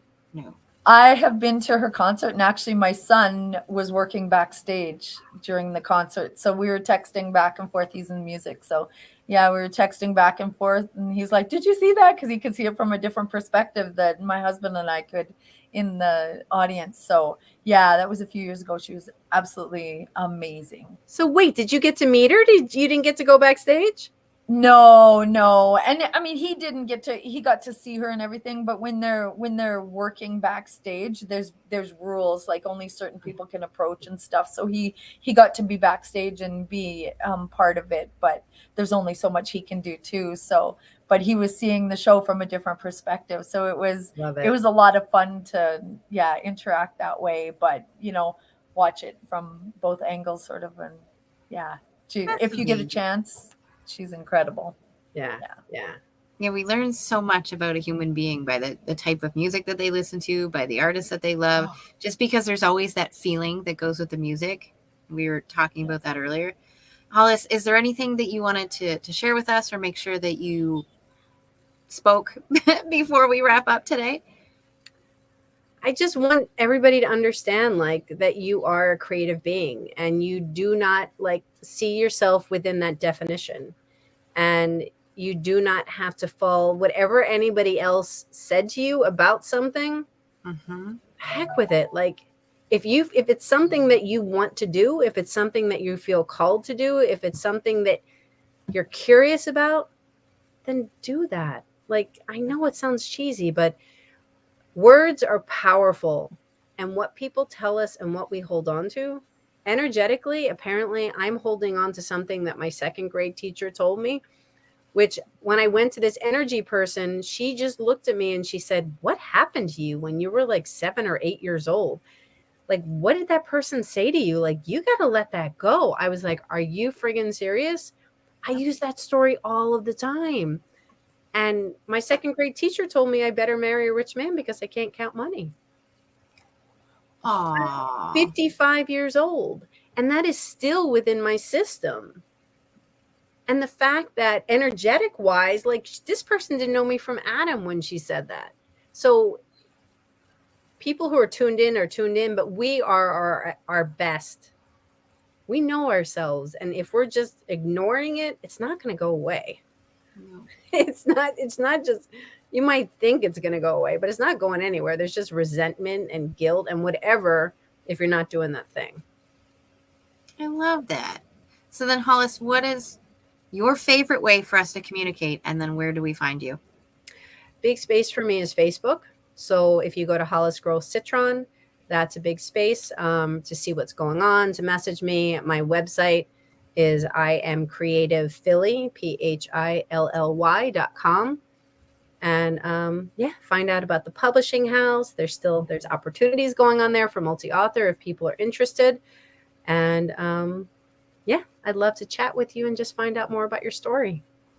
Yeah, you and I need to chat about some of your solo book authors, because the whole book club is on hold because crap. But like come the fall, I want to start it back up. And I'm not looking for collaboration. I am looking for solo books because I want to help you become #1 best-selling authors by saying, hey, we're all going to read this book. You can get it cheapest now because they're launching. Like, yay. Yeah, that'd be great. Yeah. Yeah. Awesome. Appreciate that. And thank you for doing this last minute. I was like, who do I know that's online? So if you're not my friend already. Yeah. I'm so glad you did. Yeah. This was a delight. I know first priority, of course, goes to the Blue Talks community members because, of course, they pay to be here. But every once in a while, there's a slot that's open and you got to be available for it. And you just were. And I really do appreciate that you made time for us today. So, well, I appreciate you. Thank you, Laura, Diane. It was great to meet you. Okay. You too. Yeah. And everybody. Yeah. Bye. Thank you. Okay, Diane, any sort of takeaways from today? Anything that pops into your head? I actually wrote down, and I'll probably write on this a little bit more because I love doing different posts on different things. But one of the things that I really took away today, and we talked about earlier, was be curious. You never know what you'll learn.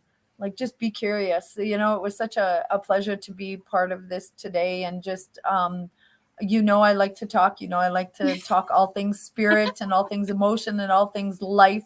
So just having different conversations is so much fun for me. And be curious, figure out what you can learn and evolve from and grow. And I know I've got lots of takeaways today, people that I want to connect with, and more questions than answers. So that's a good podcast, I think, when in a good interview, when you walk away with more questions and want to learn more about your people. So I will definitely be connecting and looking for some more information on all the guests that we had today. So I wasn't expecting our conversation to go music-wise, but music is one of those ways where I practice self-awareness and self-compassion and self-forgiveness, since those came up today. So I'm going to ask all of our listeners to send me a link or even just the name of their favorite song. Okay. Beautiful. I want to know, what are some of your favorite songs? But then I also help to heal myself through singing. I love power vocals. Like, the more I can belt it out, the better. Yeah. Send me Beautiful song suggestions. And I would say, to add to that, tell them if you feel compelled to put the music and then just a brief sort of why it's important to you. Why? I love to hear the stories, even if it's just one word, it brings me clarity, brings me comfort, reminds me to be kind, whatever it is, whatever with it. Yeah. So my suggestions for people would be to look up Gioli and Asia. Also, Simone Denny from Love Inc. There's the song "You're a Superstar." It has literally kept me alive, and I wrote about it in the last Blue Talks book. So she knows how much I love her. So I'm going to say thank you to you, Diane, for being my co-host today, to our guests that could make it. I know life happens sometimes, so we just go with it. This has been day 2 of Blue Talks Amplify Your Message. It's always a delight. Join us tomorrow at 10 a.m. Eastern. Same channel. So if you found us on YouTube, we're there. LinkedIn, we're there. Facebook, we're there. And I think we're on Instagram too. Beautiful. No, we're not. Facebook, LinkedIn, and YouTube. Okay. Much love. See you all tomorrow. Bye. Thank you. Bye now. And we're